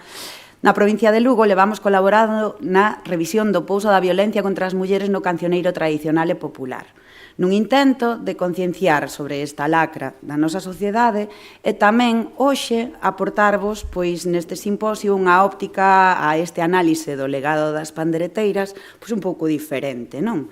Entón, pois nada, pois empezaría isto así: non me quixeches por prove e eu por rico te deixei, máis vale pobre con honra, ai que rico de mala lei. E é que cando falamos de clase no referente ao estrato socioeconómico, pois aquí temos referencias de importantes cantadoras de Casa Forte, como a propia Concha que Xulia fixo o libro, ou Concha da Grade, maioritariamente non temos moita dúbida de que son casas humildes o fogar das nosas tocadoras, e que elas saben ben da súa condición. Galán da Monteira Negra, para ti o mundo é largo, miña nai eche la brega e non che me quero un fidalgo, ai alala. Cantamos a montaña. Ben, antes de nada, pois un inciso, porque debemos lembrar que cada vez que no ciclo do ano hai acontecementos de maior trascendencia ou importancia ou considerados máis públicos, por decirlo de alguna maneira, son os homes os protagonistas. Danzas, entroidos, ranchos de reis, por suposto, despois a figura do gaiteiro, cuarteto, acordeón, sempre que hai algo que celebrar con maiúsculas, son os homes os que ocupan o espacio. Pero as mulleres, pois digamos que son un pouco representantes da cultura do cotián, e son as que fan a música cando non hai cartos para facer a música, por exemplo. Na montaña, a igual pericia vocal, se cantan os homes e a tonada, é super celebrado e admirado por toda a veciñanza, sexan homes ou mulleres, pero cantas veces escoitaron as nosas tocadoras eso de aí veñen as pandeiroas, porque non teñen a mesma consideración, pese a, insisto, igual pericia vocal. De labregas ou traballadoras de tempada nos traballos do agro, mozas e mulleres das aldeas ou pequenas vilas, hai moitas coplas nas que falan de si mesmas e falan con orgullo da colectividade da que son parte. Coidan e propician estes espacios de intercambio de cantares e interacción de corpos a través do baile, eses espacios que son os torreiros, as polavilas na miña zona, foliadas, seráns, chamalles como queiras. Cantan e contan o cotián estas mulleres, no torreiro, na lareira e atrás da cociña tamén. Non penses que porque canto teño corazón alegre, fago como paxariño que si no canta se muere. E que atopamos un amplio emocionario no romanceiro e nas cantigas, pois moitas son as motivacións que levan a unha muller a cantar. Poden facelo a xeito de lamento, como unha esperanza, poden facelo como exclamación de alegría, ou poden facelo como escarnio puro e duro. Arrancamos cas criadas, e esa que dice: o amo e maila criada, foron belos cabritiños, tira criada de espalas, e o amo cae de fuciños, e eu non queiro, eu non queiro. Hai abandosas coplas no folclore que falan de abusos a mulleres, entendidas nunha ou noutra clave. Ser criada tiña riscos, se ser criada tiña riscos, era criada do cura a quen levantaba o escarnio máis notorio e a que saía peor parada nas cantigas e probablemente na vida. 1000 coplas de curas e criadas, 2 versos desa que dice: "Yo cura está malo, yo cura está malo, moi maliño en cama, chirimbín, chirimbaina. Yo medio da noite, chamo a criada, chirimbín, chirimbaina." Parece ser que o desexo dos curas non paraba coas criadas, e isto tamén era cantado recurrentemente.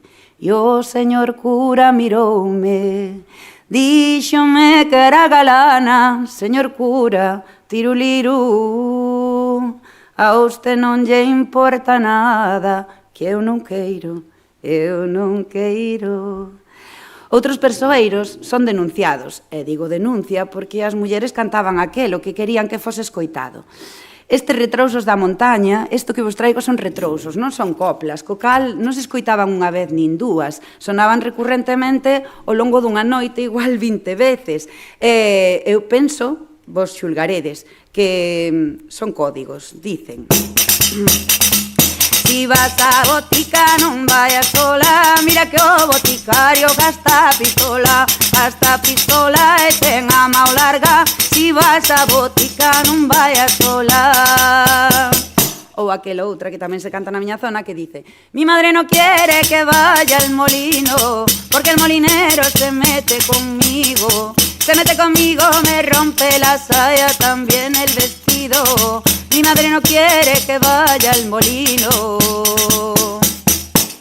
Pois, insisto, non deixan de parecernos a ollos de hoxe, sei que constantemente que estamos mirando con ollos de hoxe, pero non deixa de parecernos significativos estes códigos entre mulleres para manterse a salvo e esta maneira de denunciar, non, de alguna maneira. Temos abondoso romanceiro de coplas e coplas que narran nenas abusadas, principalmente polo entorno máis cercano, pais, irmáns, curmáns, e coidamos que cantar sobre todas estas violencias sobre as mulleres tiña certa intención de denuncia, pero tamén intención moralizante. Xa digo, eses códigos de entre mulleres para manterse a salvo. María, si vas a erva, cerra ben a purteleira, que teño un xato no prado. Quero entrarche na trabeira e eu non queiro, e eu non queiro. Hai moitas coplas mirando polas mozas novas e tornando. Rúa arriba, rúa baixo, non hai varas que cortar. Todos son mociñas novas, mozos, deixaias medrar. Das mulleres traballadoras e do moito e mal que se ten falado delas, incluso por boca de outras mulleres, coido que pouco se ten reflexionado. Muiñeiras, costureiras, panadeiras, leiteiras, gaiteiras ou mesmo pandereteiras. A moliñeira na costa de Meira, de día coce, de noite peneira, xa se sabe. Aquella panadera tiene 3 nombres: panadera borracha, panadera borracha, panadera borracha, mamita e amiga de hombres. Costureiras, non as quero, si mas dan, tiro con elas, canto pícaro hai na calle, durme na cama con elas. Muller gaiteira, borracha, bruxa ou meiga. Vilipendiadas moitas veces pola súa condición de mulleres traballadoras, se cadra pola itinerancia, se cadra por manexar cartos, por facer tratos con outros homes en presencia do seu, ou en presencia do seu pai, ou en presencia dun home, unha figura de autoridade de control. E tamén o feito de gozar de maior autonomía que o resto das mulleres, de certa autonomía, que o resto das mulleres non tiñan e que elas, pola súa condición de mulleres traballadoras, si tiñan. Se cadra foi por unha mestura de todo isto que estas mulleres foron obxeto de desexo dos homes e tamén de murmuracións de homes e mulleres. Esas murmuracións podían ser fundadas ou non, tanto ten, a historia xa non lle importa. Vengo de moler morena de los molinos de abajo, dormí con la molinera, ole, ole, non me cobra su trabajo, pero si veño dos muiños de arriba, dormín con la molinera, non me cobro la maquilla, e si veño dos muiños de enfrente, dormí con la molinera e non se enterou la gente. Bueno, o caso, non sei se iba despillando a idea. Nesta zona tamén se cantaba así das mulleres traballadoras: costureiriña bonita, palilleiriña garbosa, na horta da costureira hei de plantar unha rosa. Do recoñecemento das pandereteiras como músicos de oficio tamén atopamos referencias en moitas coplas. Toca pandeireta, toca, se non hei te derripar, que me custache los cartos, axudamos a ganar. Así que sí que me parezo as pandereteiras de antes, Antón, que elas tamén levaban un peso por cantar. Eu cantar non canto ben, pero teño unha de boa: o amor que me pretende non quer muller cantaora. Mesmo entre as mulleres traballadoras había distinción, porque había traballos e traballos. Atopamos moitas coplas que comparan unhas e outras. Por exemplo, entre as costureiras e as tecelanas. Non sei se entendedes a diferencia entre unhas e outras, pero a copla dice así: costureira en unha quero ten, que a quero tecelana, sube un pé, baixa outro, aí si, aí non, e ten bon parar na cama. E é que en moitos sitios as costureiras cosían pa fora e, polo tanto, andaban por fora. De unha en unha, de dúas en dúas, depende. Normalmente as tecelanas traballaban a coberto e na casa e nun ambiente moito máis controlado. Por iso unhas cultivaron unha zona e as outras outra. Malaxía esta barredoira, como veu polo limón, veña polas costureiras, xa que tan boas elas son. As mulleres recibían halagos ou piropos que deixaban ver a vulnerabilidade da condición de ser muller naqueles tempos. Antón xa dixo antes a de Maruxiña, Maruxiña, se te collo no carreiro, Maruxiña, Maruxiña, non che a valer, non quero. Eso era un piropo. E esta noite irá verte, terá las pernas lavadas e heime de meter entre elas, aunque sea puñaladas. Isto tamén é outro, claro.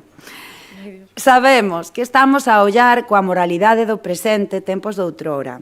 Mais este exercicio de revisión sobre o pouso da violencia nos consideramos que é lexítimo, porque nós somos as cantadoras que estamos agora, vale? Entón, por eso pensamos que é lexítimo. E tamén contarvos que resultou moi sanador para as mulleres que o participamos e que non pretendemos censurar estas cantigas que teñen que formar parte dos cancioneiros e fan parte da nosa historia, pero sí queremos escoller as que farán parte da nosa, e as que escolleremos para seguir cantando. Preguntámonos se a nosa sociedade segue romantizando ou banalizando estes contidos das coplas. Preguntámonos se cantar algunhas delas de algún xeito perpetúa esa impunidade da violencia contra as mulleres. Así que despois de facernos todas estas preguntas, seguimos co noso traballo. E seguimos atopando disonancias. Atopamos o escarno público da moza deshonrada, esa honra da que xa falaron os meus compañeiros. Eles cantan porque para eles é digno de cacarexar. E esta noite, maila outra pasada, abalei unha pereira, ai que nunca fora balada. Pero para elas cántase: o amor da costureira era papel e mollouse, e agora costureiriña, ai o teu amor acabouse. Nós somos conscientes de que falamos do mismo acto desexable para homes e mulleres, pero claro, é visto moi diferente na esfera pública, sobre todo cando trascende, e cando pasamos a ser unha marmuración. E isto pasaba con casamento ou sin casamento, porque ven bailar Carmiña e máis trai o neno, que anque non son pai axudei a facelo. Cantaban eles orgullosos de ter tido relacións cunha casada, pero a ela cantabanlle: Carmeliña, Carmeliña, que fixeche, desgraciada, por unha mala dormida deixache de estar casada. Adoutrinábase as mozas no guardarse do desexo dos homes, esa corrección política crecente da que falaba o compañeiro antes, tan propia do século pasado e do anterior. En Pedrafita cantaban: cantai nena se baila e alegrai o mundo enteiro, que a que non canta nin baila é a que o dá primeiro. Afeouse moito e ridiculizouse moitísimo a expresión do desexo das mulleres. E eu sempre recurro neste apartado á figura da Basilisa, que ten tantísimas coplas recollidas en tantas zonas. Basilisa no baile dixe en voz alta: se me gustan os homes e pola gaita. Canto máis desinhibida é a Basilisa, peor parada sale nas cantigas. A Basilisa ten centos de coplas, podría estar cantando esta mañá. Por suposto, mofa das mulleres de idade, que falaba antes Antón, nós tamén cavilamos nesto. Por que non se fala da mesma maneira dos vellos e das vellas no cancioneiro? Nós reflexionamos moito sobre isto, e é que, claro, pois unha vez que esas mulleres xa perderon a fertilidade, a capacidade de procrear, xa como que van perdendo valor, perderonse cadra a protección dun home, perderonse cadra xa o goberno da súa casa, porque xa non levan a súa manda. Entón, todo eso fai que vayan restando valor. E logo xa, por último, perden as inhibicións sociais ou sexuais, e incluso a razón. E entón aí xa é cando se desata toda a imaxinería de coplas para vellas. Unha vella no tempo dos mouros, xa sabedes que fixo na Cona unha plaza de touros. E 7 cuncas de papas de millo unha vella comeu, e reventou o cordón do xustillo de tanto que encheu, ou esta que mesma que cantaban as mulleres de Mense: quer que lle quere, quer que lle quer, ai Xesús que demo de vella, ai Xesús que cousiñas ten. Unha increíble compilación de coplas difamando as mulleres de idade, non? O feito de ter amosado o legado das pandereteiras moito tempo da man do folclorismo e con ese modelo de recreación de fotofixa, e o feito de facelo sempre acompañando momentos festivos, perpetuou algúns dos estereotipos que eu levo mentado. A mí non se me vai da cabeza esta copla que a tantas agrupacións folclóricas lle teño escoitado e con tanto chiste. Dios cho pague churros que irá, teño cho que agradecer, cando chevo o muiño, sempre me deixas moere. Ou esta outra que escoitei a infinidade, de feito, analizou un pedacín Sergio de la Osa, o gaiteiro de Torbolosiño, que ten ese retrouso increíble. Non, perdeu a gaita na monda do liño e a muller por lla ir a buscar, deixou o liño a medio mondar. Sí, Tiruliro matou a muller, puxo en cachos, levou a vender, e todos pensábamos que era touciño, e era muller do chiviruchiño. Pois isto formou parte dos repertorios das agrupacións folclóricas dos tempos da sección femenina e posteriores durante moitísimo tempo. Eles empregaron hasta o paroxismo moitas das coplas que reflexan violencia contra a muller, fora do contexto no que estas coplas foron creadas.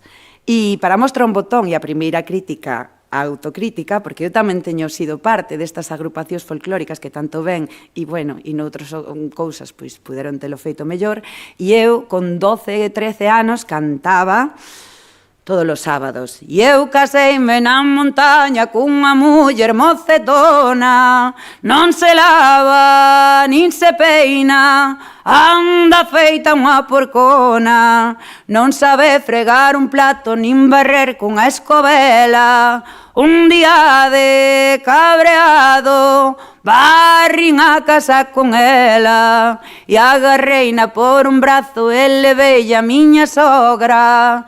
Ai que lle deixo a súa filla que non sabe de cociña. Este cantar ainda sigue, pero eu non vos imaginades a cantidad de veces non só que o cantei, sino que me puxen a enseñalo sin reparar no que estaba enseñando. Incluso teño teatralizado entre homes e mulleres un éxito, porque sempre que cantábamos isto, a xente ríase un montón, creabas un montón de complicidade coa xente, pero chegou un momento que nos plantexamos se de verdad queremos facer humor e reivindicar o noso desde un escenario facendo que todo o mundo se ría do feito de mallar nunha muller.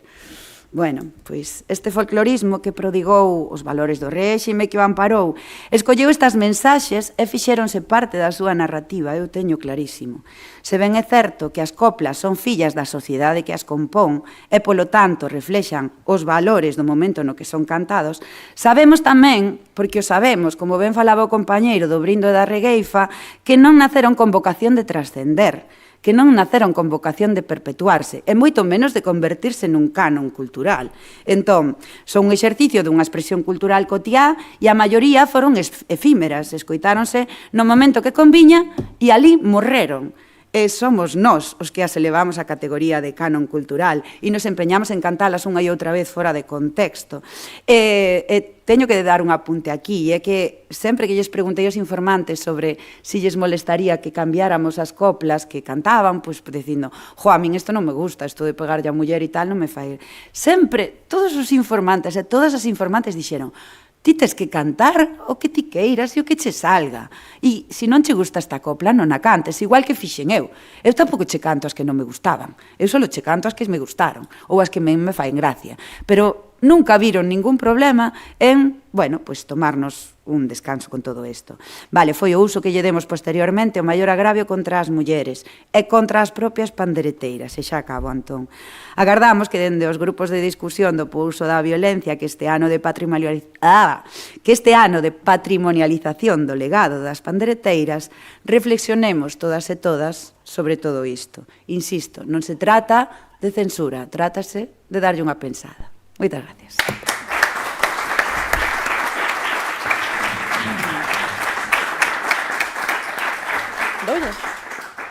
Ben, pois estaba Antón preocupado mirando pro reloxo porque temos que rematar as dúas, pero como xa tiven a palabra antes un anaco, vou falar pouquiño. Simplemente quería facer algunha reflexión e incluso para abrir o debate co Domingo e coa Branca e con vos tamén. Efectivamente, creo que é interesante retomar ese fío de fraguas, non, co que eu abría a miña intervención e entendermos a cantiga tamén como un acto social, non? As coplas como actos sociais. Creo que verdadeiramente, logo tamén da análise dos compis de mesa, creo que queda clarísimo, non? Que as cantigas, as coplas son expresións transparentes do contemporáneo, do que acontece en cada momento, coas súas tensións, coas súas distensións, coas xustizas, as injustizas e as violencias tamén. Pero a min tamén me interesa ver o potencial que ten a cantiga como elemento empoderador de clase, de xénero tamén. Creo que como maioritariamente as creadoras, non, e transmisoras das cantigas foron mulleres e mulleres labregas, fixeron dela unha auténtica ferramenta, non, de un berro de guerra. E isto creo que foi posible tamén, como falábamos antes a raíz da pregunta do Enrique, porque cando estamos a cantar, cando estamos a verbalizar as coplas coa música, tamén se xera en certa medida un tempo de excepción. Pasa un pouco como no tempo do Entroido, non? Que as normas sociais paran, incluso se revirten, non? E iso dá pé a que puidamos interactuar os uns cos outros de outra maneira, só que nun contexto máis cotián e máis micro.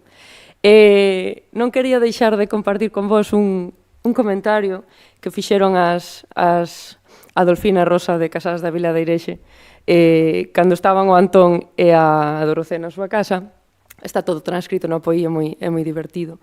Estaban ali facendo a entrevista, en determinado momento dille unha a outra, mira, o notario é Maila a secretaria. Eu ali, linda, é que de verdade, lendo no apoio, imaginaba o Antón aí coa súa discreción e Maila Dorote, e as outras dúas no seu contexto, non na súa trincheira, no lugar que lles era propio, dándolle a volta á situación e ríndose elas do home de Santiago, do catedrático e Maila Suiza que estaban ali na cociña.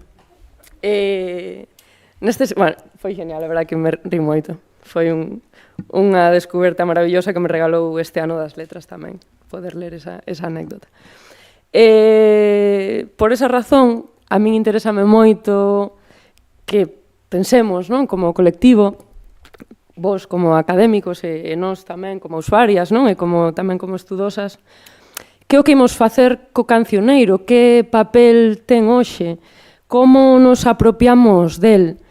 Claro, e como van emerxer as problemáticas que temos hoxe a través do cancioneiro. Como imos solventar isto. E como boa práctica social, esta pregunta só xera máis conflicto e tensión, non? Que dicía Branca, que facemos? Repetimos coplas que verbalizan violencias contra colectivos, contra a muller, contra os máis vulnerables. Cantamos só as que están en galego, que facemos coas que están en castelán? Traducímolas, non as traducimos? De que xeito as traducimos? Teñen que expresar as cantigas tamén as variantes dialectais, porque ás veces se nos esquenza un pouco iso, non? Pasa a norma por riba ou como conservamos tamén o xeito no que nos falamos nas propias cantigas? E logo hai algo que creo que tamén temos que reparar que vale, unha cantiga son 4 versos octosílabos con rima sonante no segundo e no cuarto. Pero iso xa é constitutivo dunha cantiga. Que pasa co noso xeito de expresión como pobo? Que pasa coa retranca? Os rapaces están aprendendo a empregala cando fan cantigas. Que pasa cas nosas imaxes herdadas dende polo menos a Idade Media? Están sabendo utilizalas tamén? Basta con cumplir a forma literaria para que iso sexa verdadeiramente a expresión dun pobo.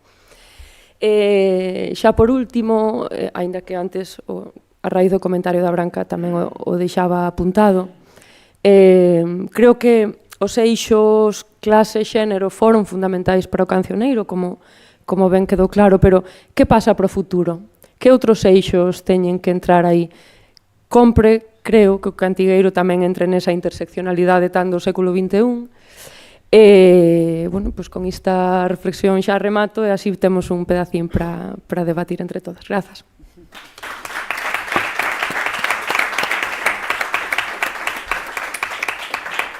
Vale, pois temos un par de minutos, 5 minutos para facer preguntas. Veña. 10, vale, veña. Eu fiábame polo que ti dices. Vale. Das grazas a todos os membros da mesa polas súas intervencións, incluído a do moderador, que foron todas moi suxerentes e que realmente creo que suscitan moitos temas de debate. Falaces sobre Branca, que dixo que as tocadoras eran membros de clases humildes. Creo que moi representativo desto son as homenaxeadas este ano nas letras galegas, que son mulleres de aldea. Entra tamén a perspectiva do idadismo, porque as pandeiriteras de Mens eran as velliñas de Mens, e nos mostran un tipo de muller que, a pesar de pertencer ás clases máis humildes, pois son capaces de coller avión, de levar o seu arte, a súa arte a todos os sitios, etc. Creo que eso foi parte tamén importante do éxito que tivo o Día das Letras Galegas, porque todos descendemos, bueno, case todos descendemos das clases populares. Ofrecer este ano, recoñecer este ano as mulleres desas clases populares significaba recoñecernos a todos, en realidade. Quería tamén facer un comentario sobre un aspecto de xénero que a min me ten chamado a atención. Eu non son especialista para nada, a algo aprendín este ano das coplas e tal, pero non sei casi nada disso. Pero unha cousa que me chamou a atención foi moitas coplas que hai que fala ti, Xulia, pola mañá comentaches axúdame compañeira, compañeiriña leal, axúdame compañeira, non me deixes quedar mal. Hai bastantes coplas que falan da solidaridade entre as mulleres.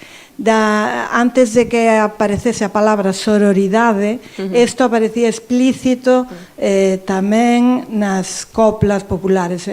Quería comentarlo por si podedes ofrecer algo máis de luz disto. Por último, cando falabades das vellas, varios de vós falastes das mofa que lle fai aos vellas. Sobre esta última copla que comentaches, unha vella no tempo dos mouros, cando nós éramos estudantes e íbamos ao porrón a cantar coplas, sempre pensei que esta copla era, sí, metíase cabella, pero despois acababa. Fixo moi ben, na súa cona non manda ninguén. Eu sempre o interpretei como unha reivindicación á liberdade sexual da muller. máis alá que unha crítica. É dicir, creo que esa lectura tamén a teñen moitas coplas. E, bueno, nada. Era un comentario máis que unha pregunta, non? No. Sí que había preguntas. Sí, hai preguntas sobre a sororidade nas coplas das mulleres e sobre si pensades que estas coplas, aparte dunha primeira lectura maledicente, pois pode tamén ter outra lectura que ao mellor eran as que querían darlle as intérpretes. Eu coido que me corrixan os e as estudiosas que están aquí, que canto máis explícita é a copla, menos doble, o sea, menos acertada é esa reflexión de reivindicación da liberdade sexual. É unha intuición que teño, pero é un falar por falar. Escoitei eso, incluso escoitei que esa vella das coplas é a vella primigenia, non é a vella, unha vella calquera. Escoitei que era unha reivindicación doutro modelo de sexualidade propio doutro tempo. Encantaríame creer eso. Pero, sinceramente, eu particularmente non o creo para nada. Creo que a que fixo da cona unha plaza de touros é igual que a que se arrimou o gaiteiro e pola cona foi o ronco e polo cu foi o punteiro. O sea, xoga exactamente o mismo papel. Pero, volvendo a outra parte, que sí que me interesa moito máis, atopamos tantísimas coplas de complicidade entre mulleres, de exhortación, o sea, cantos de chamada, de animarse ao baile, pero que falan da maravilla que é ter un grupo de comadres coas que cantar e as compañeiriñas leales.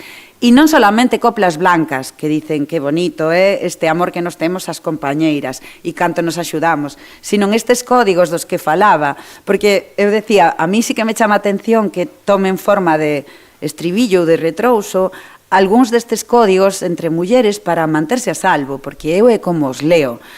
É unha denuncia, sí, pero sobre todo xa non é tanto denunciar, que sí que tamén seguramente, como manter a salvo o resto das rapazas, cando había un aviso que dar sobre un home que non se comportaba como debía con elas. E aí está a verdadeira sonoridade, tanto máis que na de axudaime compañeira, axudaime camarada a facer a foliada.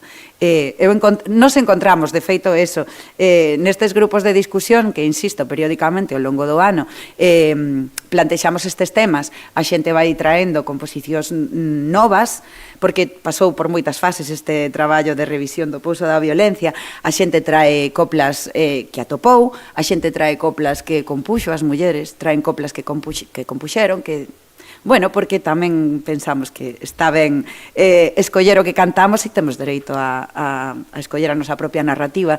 Entón, bueno, pois está super presente, tanto das herdadas como das de agora. Completa, ti que seguro que... Non teño moito máis que engadir. Sí que é maravilloso ler esta complicidade entre mulleres no cantigueiro, porque tampouco había demasiados lugares de expresión pública dos sentimentos das mulleres, non?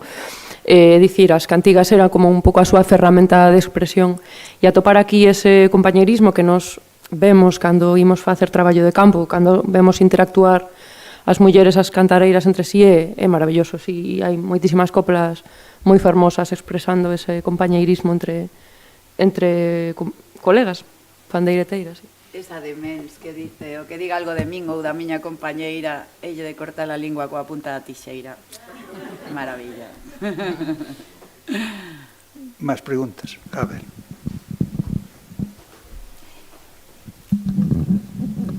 Gracias. Eu quería, máis ben, comentar, máis que preguntar, comentar un pouco como vai ser a evolución da nosa poesía popular. Como vai evolucionar isto? Porque nós cantamos o que se cantou desde hai moitísimos anos. Podemos decir que séculos, non? E logo tamén, o cantar desde tan atrás ten as súas connotacións e ten o seu contexto. E todas estas críticas que se fan respecto do maltrato a muller, que son totalmente fundadas baixo o noso punto de vista de hoxe, bueno, pois daquela era unha cousa, digamos, que era o normal, era o que había, non? Coido que iso, por exemplo, que falaba Blanca antes, podese evitar a través das agrupacións folclóricas. As agrupacións folclóricas cantan pois unha serie de cántigas, coplas moi antigas, peñense moi de atrás.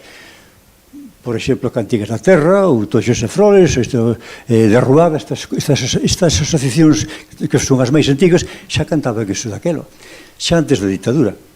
Iso va moito máis de atrás. Se non é que despois viñera logo a ditadura, que na ditadura permitir unha serie de cousas. Non, iso xa estaba aí.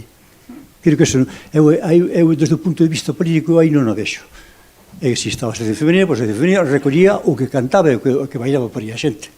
Entón, tamén hai que valorar o papel importantísimo da Asociación Femenina, sin pertenecendo ao movimento, non? Pois que fixe unha labor extraordinaria de recuperación e de difusión do noso folclore.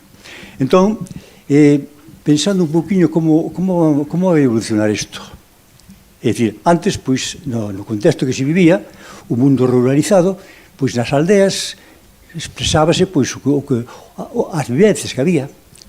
Tamén os sentires é unha cousa, digamos, eso é eterna, non? De sempre. Pero expresaban aquelas vivencias, aqueles traballos, aquelas cousas que foron desaparecendo. A modernidade trouxe outra maneira de vivir completamente distinta. En todo eso mudou.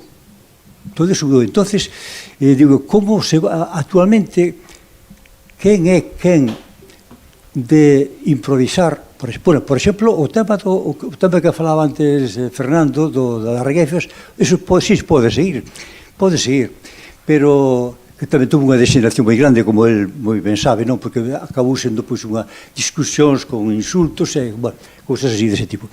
Pero quero dicir que como vai a facer a mocidade de hoxe? A mocidade de hoxe xa non é rural. Isto xa está urbanizado. Van a ter esa, digamos, esas ocurrencias, esa improvisación, ese cantar dunha maneira distinta,